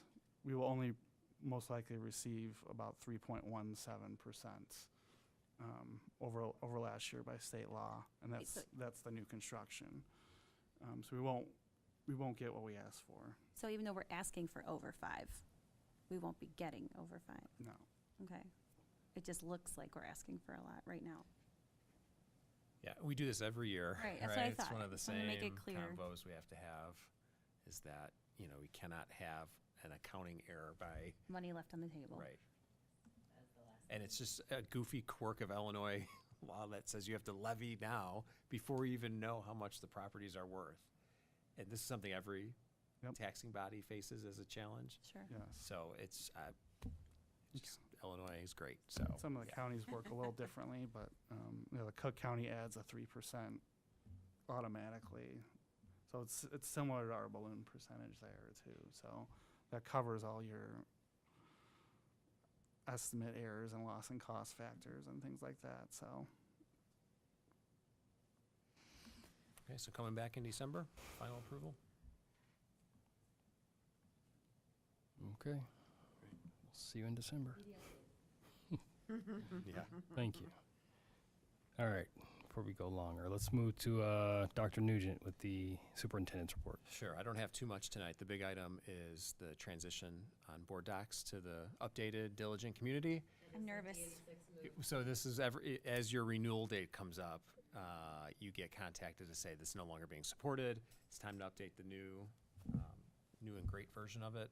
We did a To like a totally different same company, it's just like the new, what they're terming that. So we did a webinar with them, seems very user-friendly. It'll keep all of our historical electronic board meetings going back in time, a little more user-friendly and mobile-friendly, which is good, because right now it is not very mobile-friendly. No, it is not. So we'll have some advantages to that. So we're going to work through that process in January, Olivia and I, when we didn't have a board meeting, like a action meeting. So we're going to transition everything over January. So it'll So look start for that in looking February. different in Yep. February. Or maybe one of the committee meetings in January. We'll give it a go for that. So they're working on it now. It's all in progress behind the scenes. So the other one is, 3 meetings in January, there's 2 committee meetings and Yeah. and the session. quick update on our residency verification. It doesn't happen too often, but there are times when we have to look into whether or not a student does legally reside in the district. Former company we had used to look into that is no longer in business, and so I'd reached out to some of my colleagues to see what firms they might have used or they use in their district. So National Investigations is one that was recommended locally in the 99 feeder network, just in case we need it. So it's they're there if service is required. The nice part about them is they can also take on the annual verification that happens electronically that we do now. So we pay a subscription. We very manually run through the public databases with folks and see if there are changes that occur during the year. So this firm will do that at a very efficient rate, so we'll save money on that. So kind of getting a 2-for-1 out of it. Just wanted to keep everyone informed with that. And then the last one is the calendar. I have 2 versions of that on there, just because the state for the last 3 federal elections in 2020, 2022, and 2024 has made that a state holiday, that Tuesday. It automatically, I don't know what the right word for that is, but it's automatically like vetoed as soon as that happens, so they have to reauthorize it every year. They've not done that yet, but in the spring, they've done that the last 3 election cycles. So we're assuming it's going to happen, so we have the version with, we have the version without. Election is November 3rd, right? Correct. Not November 2nd? Well, we're going to propose a holiday there or I was about to ask, non-attendance. What is November 2nd? Why? Yeah, the dates shaded in orange would be non-attendance day, similar to like the Wednesday before Thanksgiving. We're looking at ways in which we can accommodate some longer stretches of time when staff and students might be able to take a little bit of a break, or that align with our high school where we didn't typically do that before. So 4 days around in October, the day that we would have returned in January is a institute day for the 2 high schools. So the high school kids are off. So that's a day when we would just not be in attendance. Those are work days for the 12-month staff. And so we would be looking at providing opportunities for staff to come in, teachers to come in and be paid for curriculum work, trainings, things like that we normally have to get subs for. But it would be optional. Like it's a day where you don't have to come to work. So we start around the same time as we always do. We're going to end the same week we always do. So very little change in the start and stop. It's just a matter of when that state action happens or doesn't happen on election day. Can we add a legend to the calendar? Yes. For the colors. Colors and stuff. Yeah, I mean, the dates are listed below what they are. Every date should be called out. Yeah, but what do the colors mean? Yeah, you'd have to just match it where it says non-attendance day or holiday. It was Emergency. more complicated than it needed to be without the legend, I think.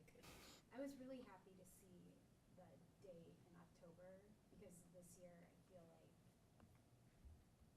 in October, that, I think it's President's, or no, it's Indigenous Yeah. Peoples' Day.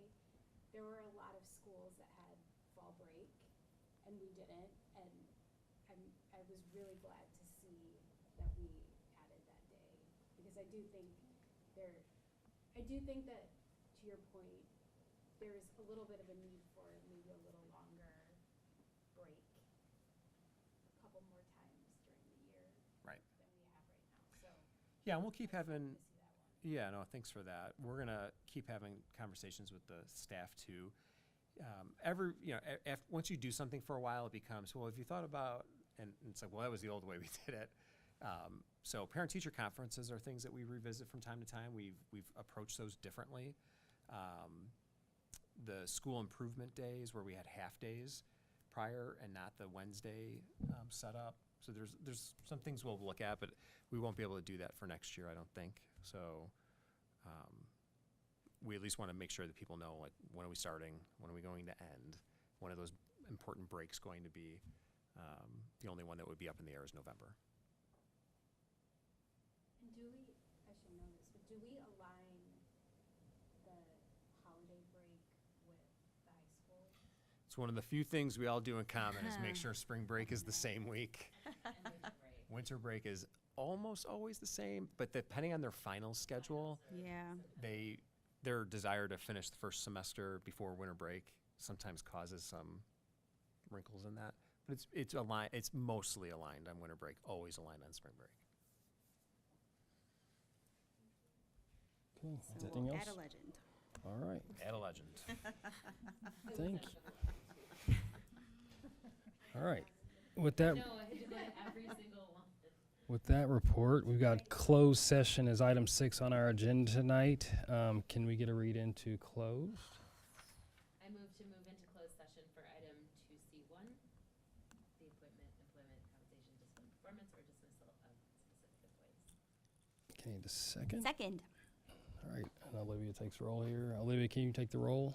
Miss Linson, Aye. Miss Wright, Aye. Miss Lee, Aye. Miss Patel, Mr. Schaefer, Aye.